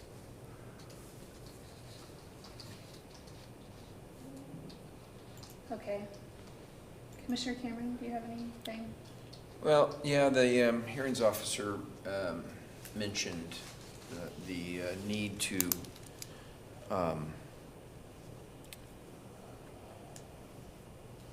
maybe potentially making sure that these visits, these education visits, are really closely connected with careers in the farm, in farming, and training programs, and so I'm curious, has there been, and that was the one issue at the end of her last comments. So I'm curious, is there any additional discussion with, and I don't know exactly where this farm is located, but with some of the CTE programs in the high schools, FFA, 4-H programs, et cetera. Can you share a little bit about that and the students that would be involved potentially? And I just think of, we've got a manufacturer up there that GK Machines up in North County that does farm equipment, et cetera, and demonstrating how to drive a tractor and do all those things. Can you talk a little bit about how that may happen and what that looks like within the actual education system that potentially students would go through and come out and say, hey, in college I'm going to go drive a tractor on somebody's farm because I went here and understood a little bit more about agriculture? Yes, Commissioner Cameron. Well, so I'm going to stick to the record, what's currently in the record and what I tell you, and then, if it's the board's decision to keep the record open for more evidence on this, then we could bring. I'm sorry, 1 second. Who needs to turn on their mic? Can you come and, I assume that he thinks it's on, so is the light, is it green? Oh, it's green now. Great. Has it been okay. off this whole time? No, maybe you bumped it, I don't know. I apologies. No worries. Okay, so first of all, I think the language that you're referring to, Commissioner, in the hearings officer's recommendation could be related to the supplier standard. You got to prove that you're actually going to increase the supply of farm workers. And again, because of the decision that LUBA made, we don't think we can meet that standard because we can't predict the future, right? And so I'm not sure that evidence is directly relevant to the customer idea. But to your question, Commissioner, there's a letter in the record from a local Future Farmers of America chapter, North Marion, that says that they want to participate in this program, and that they have a relationship with the Joneses and are hoping to be able to utilize the farm and the program for the local FFA chapter's work. Now, there's a new letter in the record this morning from Mr. Kirsch that says that they've been approached, that Kirsch and the Joneses have been approached by multiple FFA chapters, and that he would really like to be able to work with these students, and he thinks that they can help him with, for example, water and nutrient management and pest identification, which are particular elements that are in the program. They're also in the lease agreement between the Joneses and Mr. Kirsch about, how they're going to cooperate to support this program while also making sure that it's closely connected to Mr. Kirsch's farming and it's not going to interfere with his commercial farming practices. So those are a couple pieces of evidence that are in the record. There's also information from one or more local farm businesses that says that they think that this, I mean, there's a number of pieces of evidence that where people in the local farming community are saying, boy, this kind of agricultural education is really needed. It's really essential to the continued practice of agriculture, to speak to one of the criterion.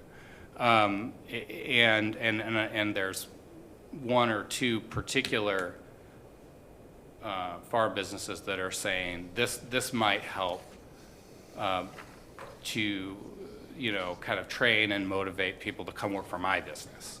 So there is a variety of evidence to your point in the record, Commissioner Cameron. Okay, thank you. Commissioner Willis. Well, so you keep making this distinction between being a customer or a supplier of farm uses, but the code just says that the commercial activity must be primarily a customer or supplier of farm uses. So it seems to me like the hearings officer found there wasn't enough evidence in the record to support that criteria, and it doesn't make any distinction between whether it's customer or supplier. So do you think if your position is that commercial activity is primarily a customer of the farm use, do you think there's enough evidence in the record to support that currently? I do. Okay. I do. And I think... But the hearings officer doesn't? Well, we did produce additional evidence since her recommendation to further support the customer, more evidence from Mr. Kirsch. So we have addressed it to the extent that it deals with the customer standard. And you don't think that there's more evidence you could produce to support that? I think yes, potentially we could produce more evidence, but it's not clear what evidence would really make a difference. I think this is primarily a legal issue. I don't think it's really a factual issue. I think it's about you. What does that mean exactly? Because like we have to make a decision based on the law and the facts. So how is it not the same? So I'm not a lawyer, so you have to like. Yeah. So you have some ability to interpret what is the law? What does it mean? What does it mean to be primarily a customer or a supplier? Now, in the last time we did this, there was this question of, well, is that state law or is that local law? You know, my position at the time was it's local law. Now, I know county council disagreed with me on that. And, you know, Luba's decision seems to suggest that it's state law to some degree. So your discretion to interpret it is not as great as it would be if it was a purely local standard. Right. But you still have, you know, a role to say this is what we think the law means and how it applies in this case. So that's the distinction. I mean, there's not like a formula that says, okay, you know, you need to have evidence A through E in order to meet this standard. Like we don't know what the evidence, what more evidence could be that would make a difference. Like at some point, you know, the board needs to make a decision that we think this is within what the law allows for, you know. So let's talk about what Luba said real quick, because I think that this maybe is what will clarify for us. So Luba agreed that the fact that this isn't maybe something that's been done before precludes it from being a commercial activity. But they said there's no evidence that the agricultural, entertainment, and educational experience will produce motivated and qualified farm workers. There's no direct connection between the program and the supply of agricultural workers. And what you're saying is we don't need to prove that to show that this commercial activity is a customer of farm uses. So what do you need to show to prove this commercial activity? So if what you're saying is this commercial activity is not a supplier of agricultural, we can't provide evidence to show that this activity will supply farm workers. If that's your position, that we can't, that's not something that we can provide, then what evidence can you provide to show that this commercial activity will meet? Because I think the issue is you're saying this is primarily a legal question, but Luba says there's no evidence, right? So they didn't say Marion County was wrong on the law. They said there's no evidence, right? That sounds like an evidentiary question from Luba, right? They're saying we need evidence. Yeah. So Commissioner, so the language that you quoted about, that's the supplier half.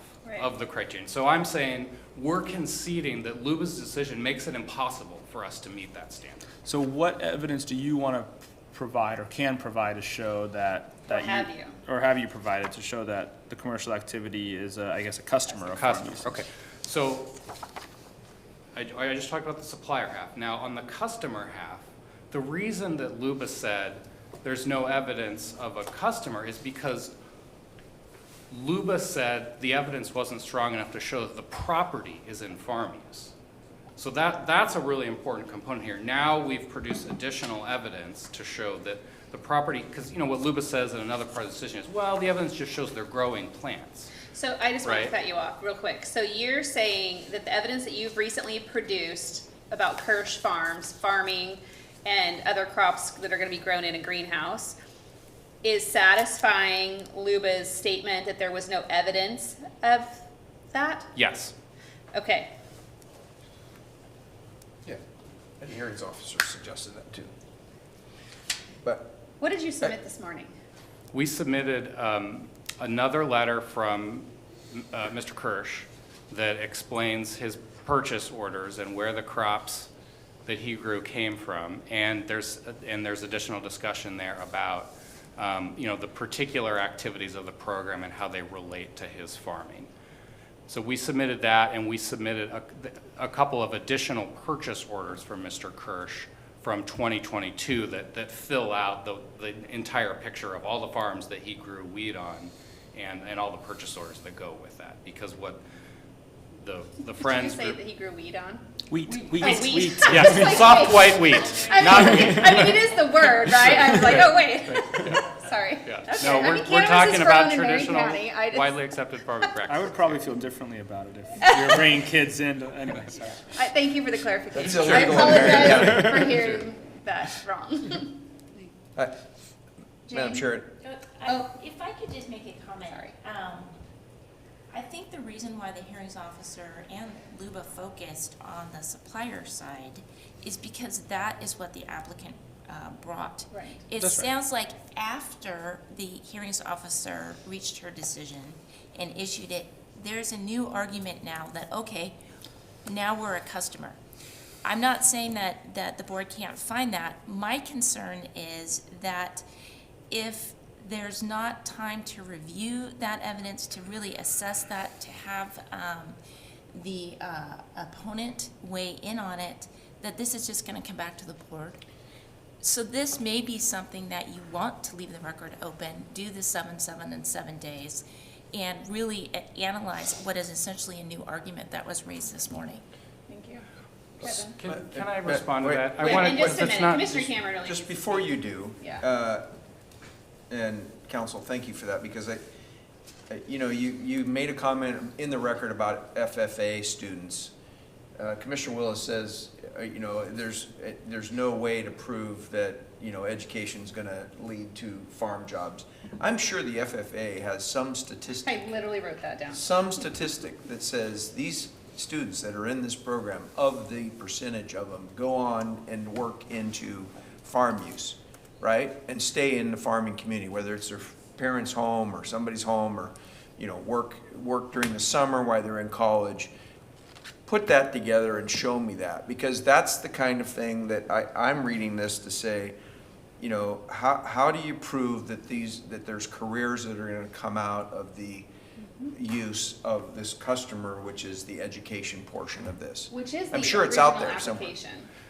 I want to respond to that because that's not accurate. So our position during the last round was we were both a customer and a supplier. We were a customer because people are coming to the farm and they're, sort of being served by the farm and being served by other farmers, and we're a supplier. Because we knew we wanted to have as many ways to have this approved as possible, right? Because we knew that whatever we said was going to be opposed. So we said it was both. Okay, and then once Luba's decision came out, we dropped the supplier thing, and that's in our materials. So this is not a new argument today. We've made this argument consistently through the remand since September. But I guess Commissioner Cameron's point is, why did you drop that? Because, and I think, and I don't want to speak for Commissioner Cameron, but my thinking is like, Yeah, it might be hard to prove with certainty that any kid who comes and learns at the farm will grow up and be a farmer someday. But like Commissioner Cameron said, certainly you can do some statistical analysis on kids who do FFA are more likely to be farmers than kids that don't, you know? And I think because the record, or because Luba's decision said there was no evidence, there's a part of me that's like, because I think part of what this board said last time is we believe that getting kids into farming is important to farming. That's important to continuing farming in our community. And so could you maybe talk a little bit about why, if Luba says there was no evidence of that, why do you think you couldn't provide any evidence that would, I mean, because no is zero, so it seems like you provide any evidence, that's more than none, and then you could, you know, I mean, kind of, could you talk about that? Yeah, okay, thank you for that question, Commissioner. I mean, we're not saying we can't produce any evidence, but it just, the way that Luba phrased that to say it's speculative, that agricultural education leads to farming, leads to people going into farm careers, it just makes it a really difficult standard to meet. Education is speculative. It's like assuming that every third grader that goes into their class of 35 and is taught math is going to learn math. Like, that's speculative. I think education is speculative, and I think you can make this argument because there are many farmers in the last year that have watched this and heard about this and said, I would love to be a part of this. I wish they were here today, you know, to be able to share their perspective. That FFA letter actually made a difference in order for me to get to the yes last year, because I actually wrote down how many FFA participants become farmers. We go to dinners twice a year where the community gives kids scholarships to go off to become horticulturalists. So like, we know it happens. I think it just requires a little more labor on your part or your applicant's part to produce that into the record. Because I agree with Commissioner Willis, none is zero. But let me You ask can something. go Well, up that's from what there. they, I think I'm not defending Luba. No, but let me ask this though, but is your concern that if you go back up and you provide some more evidence, that they won't focus on this customer question and they'll just focus on the supplier question? Is that the concern? The concern is that if you do a similar thing where you say, we're both a customer and a supplier, they might just reiterate their previous decision, which is you didn't prove enough evidence that you're a supplier, and then they'll never get to the customer question. Is that basically That's your right, concern? Commissioner. They're gonna say, we already decided this issue. Why are you coming back to us with the same decision you made last time around? Yeah. So So you want them to answer a different question. But if, you know, I we see. can produce some evidence. If you want to, if your position is, we think this should be both, we can produce evidence to support that. But, you know, again, we've been at this for 2 years now. We're just trying to find a straight line to get through. And to your point, Commissioner Bethel, about wanting to hear from farmers, when we had the, 4 or 5 hearings ago, when we had our first hearing before the hearings officer, there were a number of farmers that showed up to make the point that exactly you just made. Well, I know so that's in the record. That is in the record. They're just You're not right. here today. Well, it feels like they just somehow didn't make their way to validity with Luba or Friends of Marion County who's appealing this. Commissioner Willis, can you clarify what you just said for me? So, when it comes to appellate courts, ultimately Supreme Courts, but Luba is unique, they kind of get to decide what in the record they want to address and what they don't want to address. And they get to interpret the law. And so I think my understanding of what the applicant's saying is Luba didn't address this question. We went forward, and I don't know what the briefings were like, but we went forward and said we're both a customer and a supplier. And Luba just came back and said you didn't meet the criteria because you're not a supplier. And it sounds like what the applicant's saying is, wait a second, what about being a customer? So we want Luba to answer this question, are we a customer? And if we go back up and say we're both a customer and supplier again, they might just do the same thing they did again because we can't force them to answer any question. They get to decide what question they're going to answer, and so they might just say, they might not address this question of whether or not we're a customer. So it sounds like that's what the applicant is saying. So we want to narrow this focus on whether or not we're a customer, and so if we go back up on appeal, they have to answer that question because that's the question on appeal. Okay. I believe what Luba addresses are the assignments of errors that the applicants raise, or that the opponents raise. So that's what they would address. I really don't even understand what that means. I think the question for us really is whether or not we're going to leave the record open and ask for some more evidence in the record. And I think probably we should talk to our staff and sort of get their opinion about that. I just think it's, what my understanding is, and I appreciate, Jane, that you provided this because I've read it multiple times and it looks terrible with all my writing, but the central issue for the board today is the third assignment of error, that the commercial activity must primarily be a customer or supplier of farm use. And you don't want us to focus on the supplier piece because you don't feel that LUBA is going to address that, which is why you're pushing so much for the emphasis of the customer use. Is that correct? I'm reacting to the decision that LUBA made, which Yeah. I thought would make it hard for us to meet that standard. And because we have two options, I thought that we would have a more straightforward case to meet it on the customer side. And when I recall that, you know, the last time we had this discussion, I recall you all, particularly you, Commissioner Willis, saying, yeah, they're a customer because the kids are customers of this farm. So it seemed to me that that was what you were going to be amenable to, and that it was going to give us a pathway to get through. Now, if you, what I'm hearing you say today is you'd like to see more evidence about the supplier and maybe try to challenge what LUBA had to say about that. Well, we can potentially do that. We're open. I want to get to LUBA looks at this in the future and says, I'm satisfied. Frankly, personally, I am a bit ashamed of Friends of Marion County for appealing this because they're so emphatic about farming and protecting farmer use and having farms in Marion County. And we know across the board, probably statistically, and I'll go spend some time on that people are not entering into farming. And there's so many, I just was at a farmer's house not long ago who has a son who's a farmer. And because of our land use law, they can't live on the farm, they can't have their own home, so they have to travel, and the cost of fuel and the cost of housing and all the things precludes him from being a farmer because he can't freaking afford it. Like, this whole thing to me is frustrating, just so you're clear. I just want to be able to set this up for success today, possibly with both customer and supplier, and I really need the board, if we're not going to go that direction, I think we really need to discuss it so we can send them off with a solid decision to get to yes, to go. I personally want to send my kids to this little place so they can become farmers. So how do we do that?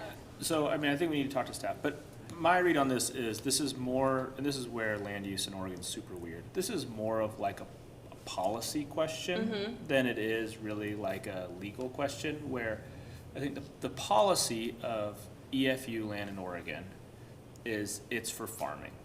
And so the statutory and regulatory regime is set up to disincentivize people from doing things other than farming on EFU land, right? And so when you're doing something other than farming, the scheme is set up to make sure that that other thing you're doing is related to farming in a very intimate and subsidiary way. That the primary purpose of EFU ground is to farm, and so whatever else you're doing, it needs to basically be in the service of farming, right? And so I think, I think the concern from folks that view our land use scheme as essential to preserving farming in Oregon and Marion County is if this is not a tightly enough regulated thing, then any farm could turn into a museum or a zoo or you name the list of horribles, right? And so I think what LUBA and is trying to do here is say you need to prove that the primary use of this will continue to be farming, that this will be subsidiary to that primary use, and that no one else will be able to look at this case and, open the carnival next door because of the way that we wrote these rules. So I would say big picture, that's what's happening here. And the question specifically to this is, did the applicant provide enough evidence to allow us to say that the primary purpose of this ground will continue to be farming, that the experience that the kids are going to have here is going to be subsidiary to the farming, and that this will not dramatically alter how farms are used in Marion County, right? And it won't negatively impact the other farms around that are trying to farm, and just sort of like the big picture thing is this going to continue the system that we have where EFU ground is primarily used for farming, and is this subsidiary to that and connected to that and supportive of that overall use? And so I think that's the question. The question is there enough evidence in the record to say yes, and that when this goes up on appeal, that LUBA will say yes, or do they need to provide more evidence in the record? That's really the big picture question that we're trying to answer here. Well, but last year, I recall the percentage of land being farmed was like 70%. Is that right? I'm not sure what the percentage is offhand. You're saying the percentage of EFU land that's being used for farming? Of this as opposed particular to farm. something And else? this particular farm, yeah, if we're talking, this sorry. particular farm, there, we talked about clover being a significant portion of the land of this farm, and that was being farmed. And then Mr. Kirsch has provided, there's actually like a timeline of activities that the Kirsches, and or the Joneses have farmed this. So in 2020, the Kirsches produced a commercial wheat crop on the property. In 2021, it was a red clover crop that was harvested. In 2022, it was a commercial wheat crop. Sounds like a rotation farm. And then in the fall of 2022, red clover for 2023 is what's going to come forward. And the file is ridiculous, so I didn't go back to last year, but I specifically remember the percentage being in the 70% or higher that the farm was being farmed with crops and/or a crop. Is that correct? So there's the property's about 75 acres. There's 35 acres of the property that are suitable for farming, suitable Okay. for field crops. Those are all being farmed by Mr. Kirsch. Okay. Okay, most of the rest of the property is riparian area, so it's natural area that can't be farmed. And Why then the can't it rest be of, farmed? because it's, because of for environmental regulations, for example, because it's not suitable for farming, Okay. because it's too wet, Okay. it's just not suitable. I'm not a farmer. I'm Sure. just asking for clarity. And then historically, the property was a nursery business. So there's an area in the Yes, middle of the a property that's huge all gravel, graveled right? area. And so that's the area that is now gonna be, so there was no farming on the property when it Yeah. went rank up. Now all the land that can be commercially farmed is being farmed. And you all imposed a condition of approval that said, you have to continue to keep that in farm use in order to have this educational Right. program. We accept that. And the lease guarantees that. And then you've got this additional area that's kind of gravel and sitting there, and now there's gonna be greenhouses, there's gonna be garden area, there's gonna be more plants and stuff grown to help teach people about agriculture. So there's more farming, there's more growing of plants now than there would be in the absence of this. It's just not in the program. ground because the ground is gravel. That's right. Yeah, okay, thank you. Commissioner Cameron? I want to hear from staff. Yeah, I know. Jane, did you have anything else? I don't. Okay, we may call you back up. Sure. Madam Chair, while you're calling up staff, I need to take a little quick break. Yes, can it be 2 minutes? Yeah. Great. Like right We're outside. gonna the take door. a 2-minute break, and then Lindsay and Brandon.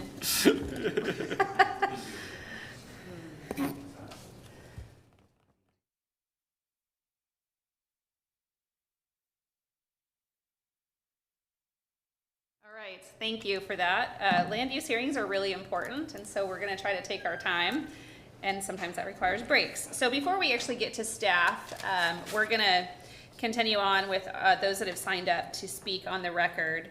Mr. and Mrs. Jones, were you gonna speak, or are you currently fine with your lawyer speaking for you? Okay, well, I think, I'm not trying to muzzle them and all, but we I'm happy with it. decide to open the record, then I think it would be appropriate for them to speak. But as of now, we're trying to stick to what's already in the record to not create more procedural. okay, thank you. Mr. Kay, you're next on the list. If you'd please come forward, and you are here to speak in opposition of this application.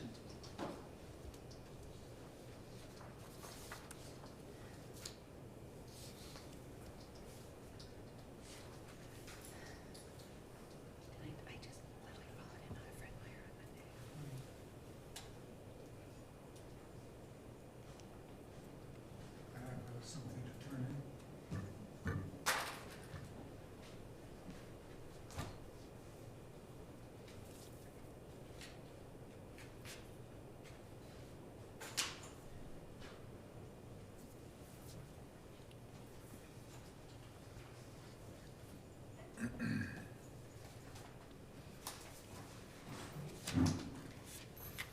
You know the drill. For the record, please introduce yourself. Good morning or good afternoon, I'm not sure which it is. It's still morning, it's only 11. For the record, my name is Roger Kay, President, Friends of Marion County. We're here in opposition. And by the way, Friends of Marion County is an independent 501c3 farmland protection organization founded in 1998. Our mission is to protect farm and forest lands, open space in Marion County. We oppose and request denial for the conditional use to establish a farm experience program for youth and families as a commercial activity in conjunction with farm use. That's my obligatory entrance.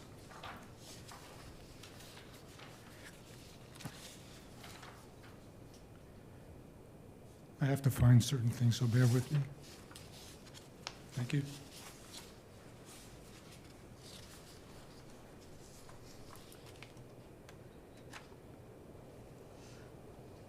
I did submit this information yesterday afternoon, but apparently staff did not have an opportunity to make copies for you today, so I have to apologize that I'm turning this in right at the moment that it's needed. I usually do that beforehand. Let me see what I want to do. The first part is procedural history. You don't have to go through that.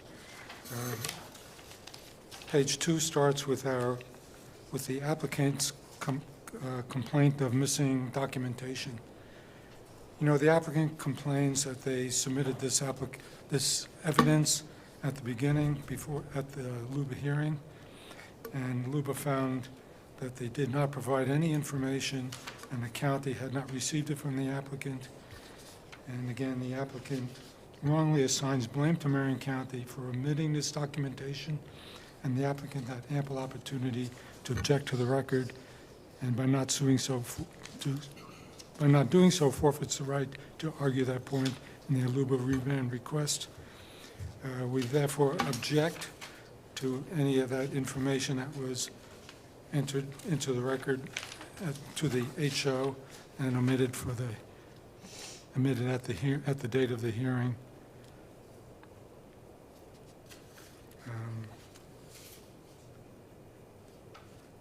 The second thing I wanted to do is talk about the lease agreement and the amount of payments made from the leasee to the leaseor. And because the amount of money earned by the leaseor is only attributable to the lease agreement, and that would be $100 per acre. 35 acres would be $3,500. Otherwise, the proposal is not subordinate to the farm operation. That's an important feature because if we allow the applicant to enlarge his program so that it becomes larger than a farming operation, it means the applicant's proposed use is not subordinate or a major income contributor to the operation on the farm. And that would circumvent the long history of Marion County providing a limit to the amount that these applications can raise.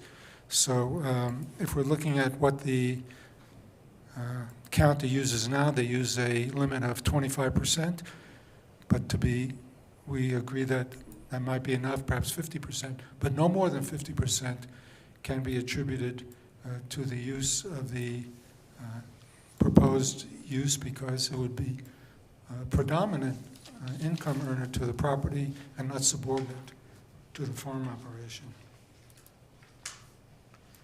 Madam Chair, may I ask a question? Please. But you're just referring to the lease, you're not referring to the gross amount that would actually come off as a result of the farm operation that's producing the product, that's Right. leasing the ground. Right. So the applicant is only available, the only funds available to the applicant are the lease funds paid by the leasee to the leaseor, which is... But just to be clear, the farm operation is producing more than $3,500 on the acreage. I have no idea what the farm operation is producing. As a matter of fact, we object to the introduction of information that was submitted by the applicant today or last night. We did not have access to it, and because of that, if that information is allowed to become part of the record, we need to have some time to respond to it. As a matter of fact, it was introduced to the record because the applicant mentioned that when he was testifying at this table. Although we haven't seen the printed information, it is now in the record, so we object to that information being in the record, and it needs to be wiped from the record unless you want to extend the time that we can I'm provide not for ref- response. Mr. Kay, just to be clear, I'm not referring to anything that I've seen that was submitted last night. I'm just asking a question about Yeah. the gross farm revenue off the ground is what that standard would be. I'll ask the staff if that's what we've used in the past, but I would think that if you have X amount of acres and you're producing X amount of dollar volume off of that property, regardless of who's producing it, it would be considered a farm operation. That's all I'm just trying to Yeah. clarify. Well, I'll we clarify with disagree. staff. It's because what the applicant is doing is providing income by membership or visiting fees to students coming on the property. And that's the money that they would be providing on the Schedule 1040 Form F form, not the amount that Kirsch is obtaining from farming 35 acres of crops. So it's a very important issue. Thank you. Thank you. Continue with your testimony. Okay.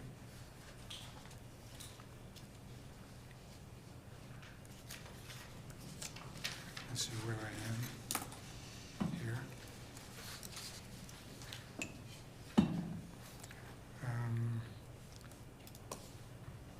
Let me go back to something I have on my computer.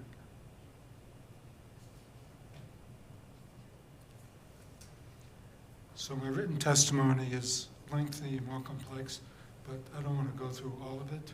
So what I'm going to go through is some of this information that I have on my computer, if you bear with me. Oops.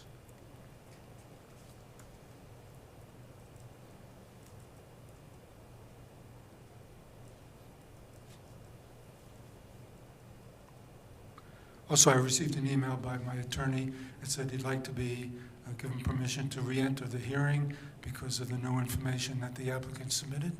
I'm not sure if you... Can you just continue on with your testimony right now, and then, Okay, yeah. that's part of my testimony. Okay, thank you. It's what the applicant provided.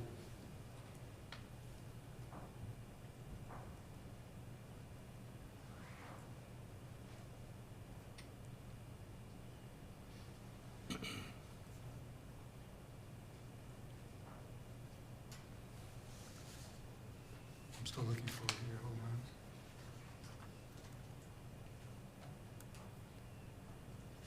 Okay, I covered that.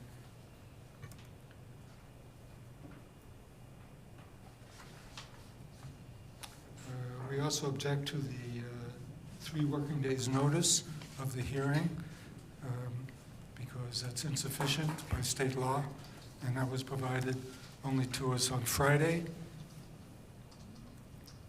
And that prejudices our rights in this hearing. The evidence is not sufficient to meet the customer supplier requirement. The applicant's programs and activities are not primarily a customer or supplier of farm uses. The applicant's activities are primarily intended to provide education. They are not a customer of a farm use. The applicant has failed to show that the activities proposed by the applicant enhance the farming enterprises of the local agricultural community. Applicant has not demonstrated a connection between the majority of the proposed activities and construction and a farm use. The hearings officer's findings are inadequate to meet this condition. And the applicant has also failed to show that the products and services provided must be essential to the practice of agriculture. The hearings official's findings are inadequate to meet this condition. I'm just about done, if you bear with me.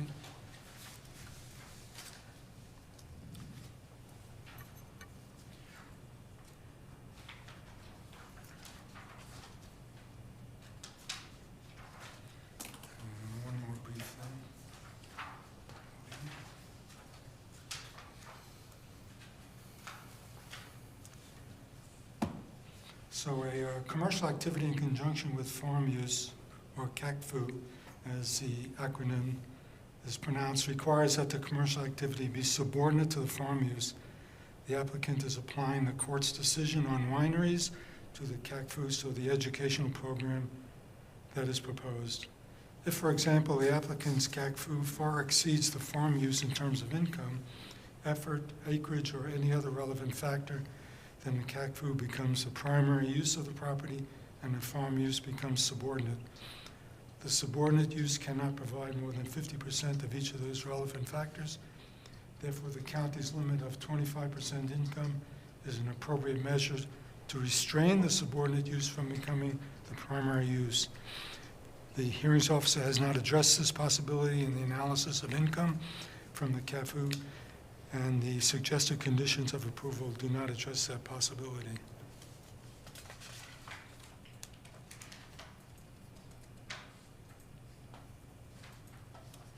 There's just one more piece I have to locate.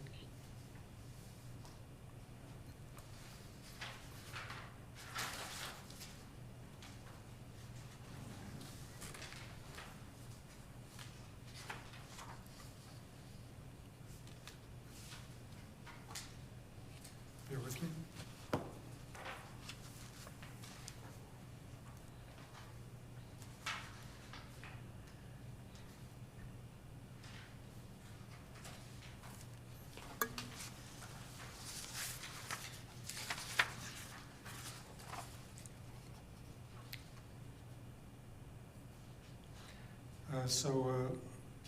Citing various decisions on wineries as they relate to the application, the CACFU may not exceed 25% of the gross income from the on-site retail sale of wine produced in conjunction with a winery.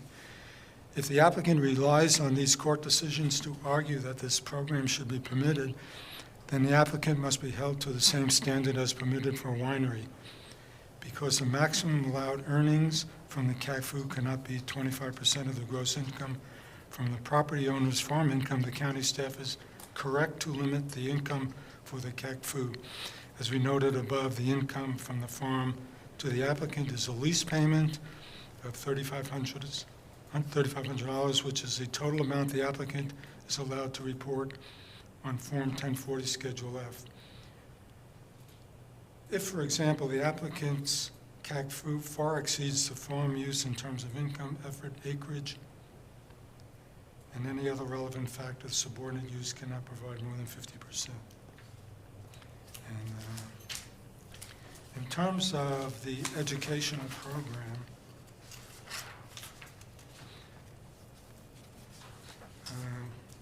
there are many factors that go into the process of becoming an adult and choosing a profession. A trip to a museum does not create a visual artist. A trip to a movie theater or stage play does not create an actor. A trip to a musical concert does not create a musician.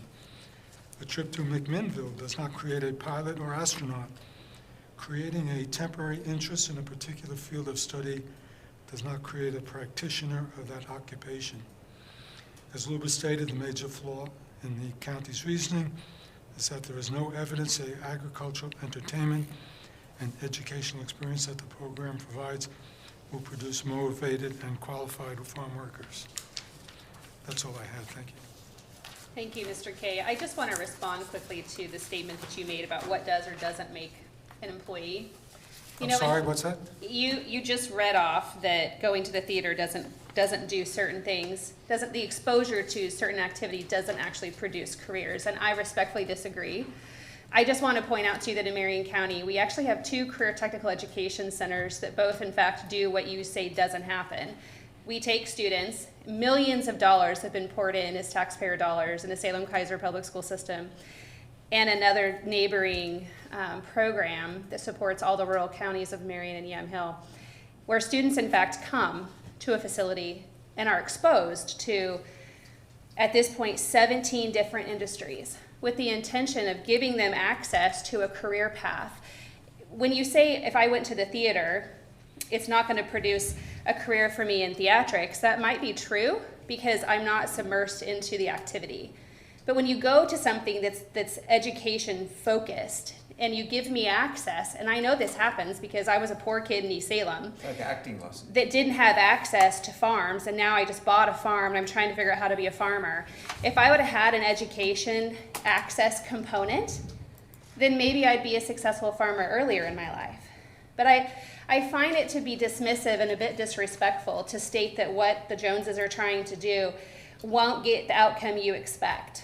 We disagree on this, and I just want to let you know that taxpayers across Marion County do believe programs like this work because they're funding career technical education centers. And while this might seem a little unorthodox to an EFU space, what we're trying to do here is make sure that we have farms so people can be fed by providing access to kids so they can be farmers in the future. And to my knowledge, in Marion County, no such activity exists. In fact, Salem Kaiser Public Schools tried to create something, but because it's so commercialized with concrete, kids had a hard time connecting. And I know that this program and today what we're discussing is a little different than that. It does have an educational component that's different than going to the theater. And so I hope that you can look into kind of those concepts further in the future and get behind what Career Technical Education Access does do, because it's critically important to the workforces that are not for your college-bound careers. Thank you. Thank you. All right, so staff, if you'd please come back.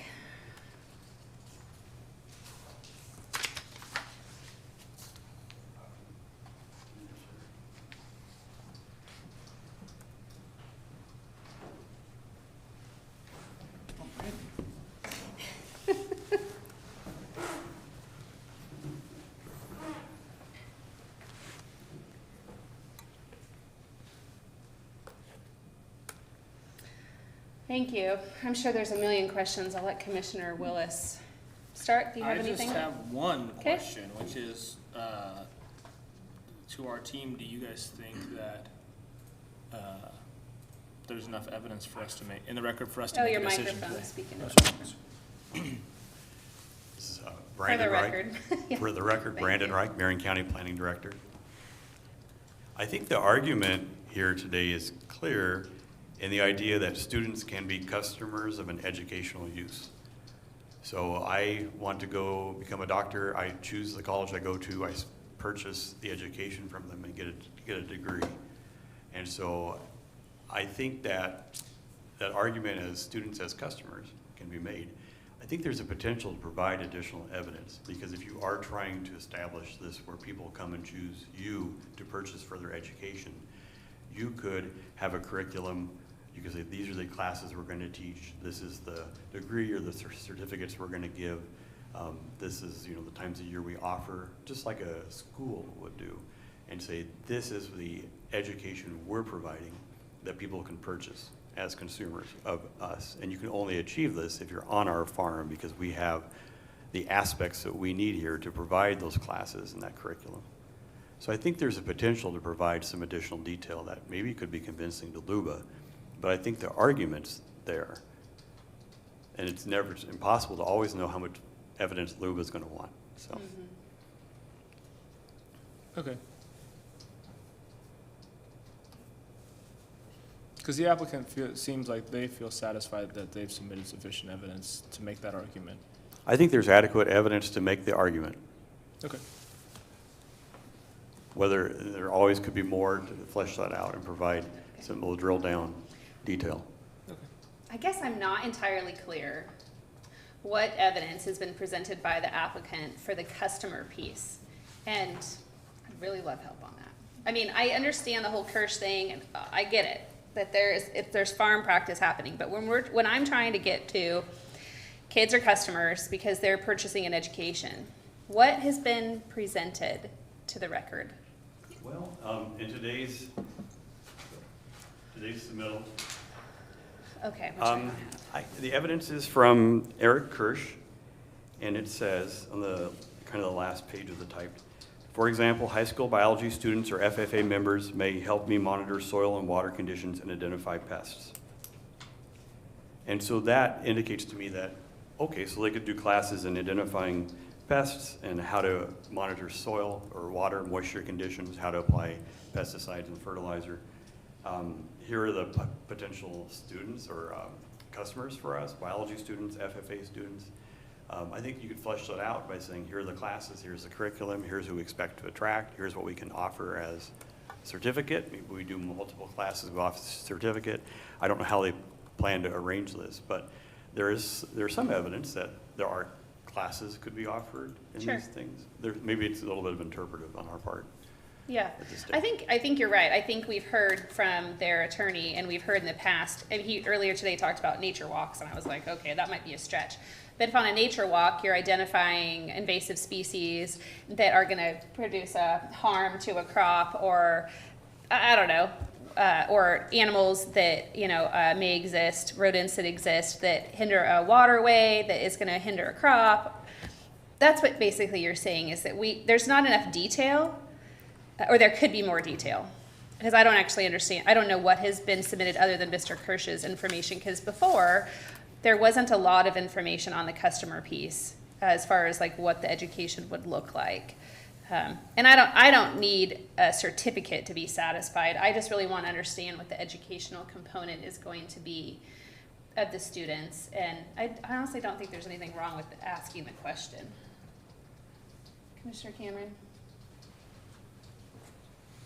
Well, I'm convinced that, if you have FFA students out there that are getting educated on some of the things you just mentioned, Brandon, there's some stat out there that says, hey, if I'm a future Farmer of America student in high school that I'm going to go on, whether I go on to college or whether I don't go to college and I just stay at work in one of my family business, I think that's that to me that shows that we're producing people who are going to stay in the agricultural business.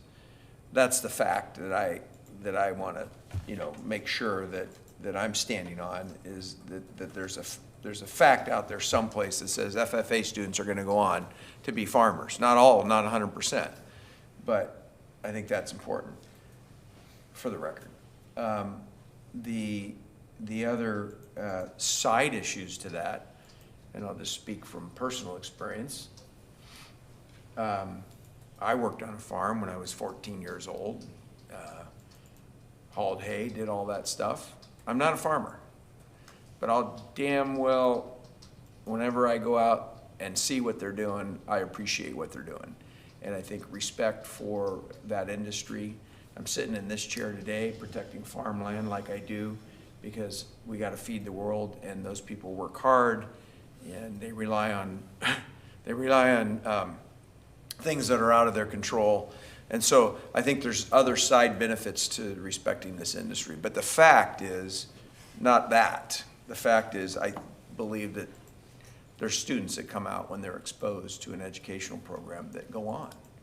I don't know what that number is, but I'm sure there's a number out there. And if we need to see that number to prove it, fine, but I don't need to see it. That's up to the applicant if they want to submit it. I actually love Google. Since Mr. K did it earlier with an email, I thought I would just quickly type into Google, how many FFA students continue in farming?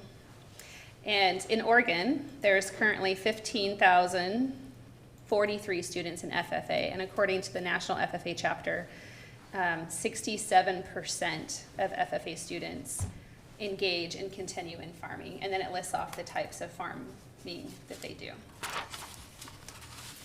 That's a lot of kids. So I want to be clear, Brandon, because Commissioner Willis asked if you felt that the record had enough evidence to support the customer component. Is that what you said? I think that's what you said, but then I think you said something else, so I just want to be clear. I think there's evidence of the connection and the argument can be made, but I think providing more detail, we might retrospect and hindsight here in a few months, we might think, more details could have been provided to either be convincing. Whether there's enough is ultimately Luba's call. Right. Whether there's That's enough right. evidence. But your position, your belief is that there's evidence where the argument can be made. Whether it's enough is up to Luba to decide. I think so. Okay. I don't really know which direction you're going at this point for a motion, because I don't know if you're feeling like you want to continue this and leave the record open so additional information with statistics and data can be submitted, or if you're willing to make a motion to approve.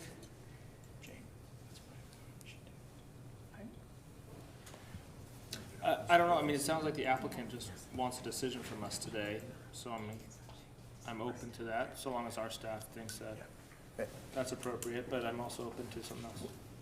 Okay. Leaving it open? He's Whatever, open yeah. to, he's, Madam Chair, I would suggest that we may leave it open for what, For a can we week. do the 7 days? We continue the hearing for a week? Yeah. That's what you suggest, that we continue the Did you hearing. get? Yes, until December 14th. and I also, just for the record, want to acknowledge that Mr. Kay did state that his attorney would like to provide additional comment because of the information that was provided by the applicant today on the record, and I don't want to be dismissive to that. Right, that's, I was gonna say that would probably be the best thing, and then, that gives the applicant a chance to, maybe document some of the facts that you mentioned, et cetera, as well. If we leave the record open and the hearing open until next week, the applicant has to agree to not request additional time for argument. Yeah. Because we're out of time. Yeah, Yeah. feel free, please come forward. There's an extra microphone. All right. Thank you.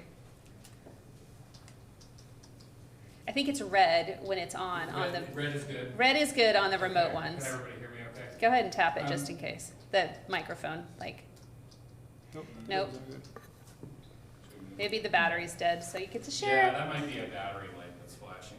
Okay, let me say two things. First of all, I think, we're open to allowing additional evidence, but we would ask that that evidence be limited to this issue of customer-supplier, that nobody can introduce evidence about other things or raise new issues that haven't been raised. Thank you. Jane, is that, I think that's fair, okay. yeah. I think it's fair too, actually, because it has been a lengthy period of time. And sorry, to Mr. Reich's point, I'm not quite understanding what you're proposing in terms of procedure. So if the board makes a decision next week, that gives us time, if the board approves it, we can work with the applicant's representative to get the order prepared. Okay. If the board doesn't approve it, staff will work to get that order prepared. If the applicant wants additional time for final argument, that would go till the 21st.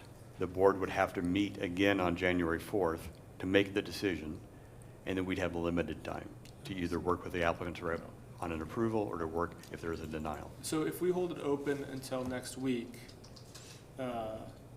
We're basically asking the applicant to make all final arguments in the next week. Is that correct? Yes, to waive waive the final argument time. Or we could close the hearing and record today. We could have final argument till next week, and then the board could reconvene on January 4th. could we hold the record open for a few days?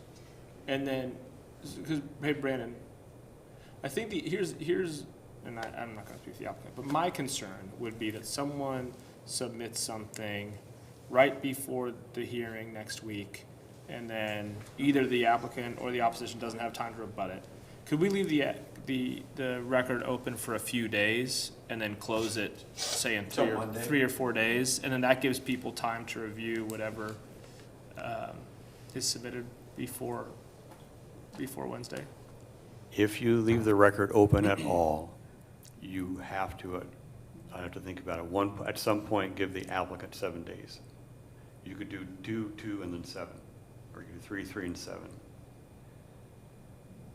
And then so one option would be, as council suggested, would be to leave the record open, applicant, opponent, applicant, reconvene on the 4th of January. There is limited time at that point to write either an approval or a denial. I see.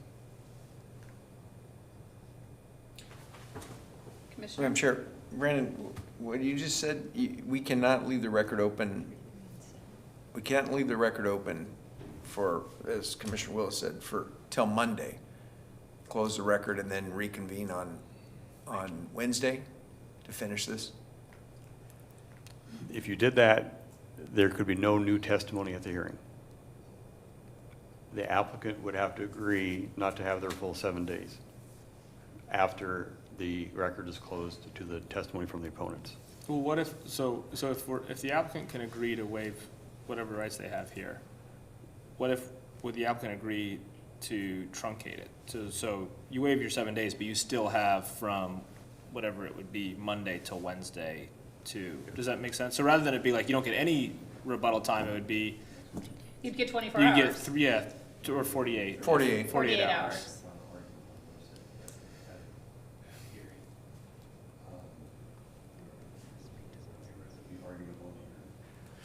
So the record will be open for the applicants and the opponents until Monday. And the next Wednesday, the applicant would have final argument only, no new evidence. That's right. Yeah. That would be the request. Because you're submitting evidence that anybody would be able to submit onto the record until Monday. And then the record would Then you have close. 48 hours to review that record and then make final arguments on Wednesday. Would you prefer that to this other idea of just having everything submitted Wednesday and? I'm less concerned about arguments, and I'm more concerned about evidence. What I don't want to happen is for someone to drop in evidence at the last minute that we don't have the opportunity to respond to. So would this Monday thing give you time? Yeah, I mean, we could have two open record periods, one that ends on Monday and one that ends. But either way, you're still in the same boat, right? At some point, the record has to close. Right. And so it sounds like your preference is for the record to be closed right now. No, I mean, it sounds like you all want to see some more evidence, and so we want to provide that. So would you prefer that we just hold it open a week and then that's it? Or would you prefer this Monday and then final arguments on Wednesday? There's a third option. Does that make sense? Jane, excuse me, Commissioner Jane, There is a third option. be sure to speak up. Under the statute, we could give them 7 days to present evidence, and then the opponents would have 7 days for rebuttal, and then you would have 7 days for further rebuttal, and then we would have that hearing on the 4th.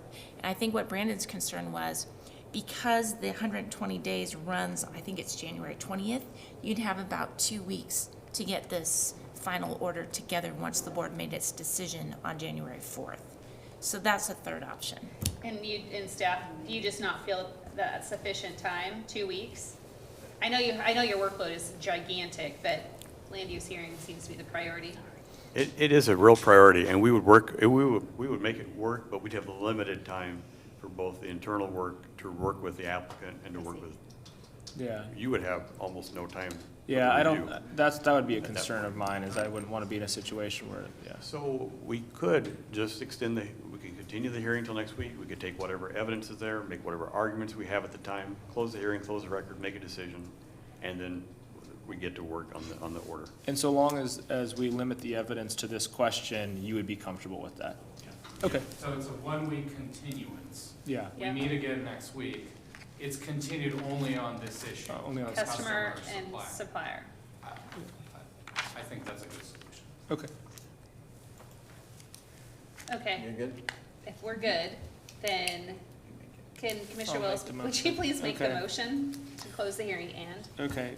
Am I going to close I'm here? not, no, sorry. No, I'm going to continue the Sorry, hearing. thank you, to Yeah. continue the Yeah, hearing, yeah. sorry. Madam Chair, I move that we continue the public hearing 1 week to December 14th, 2022, only to consider additional evidence regarding whether the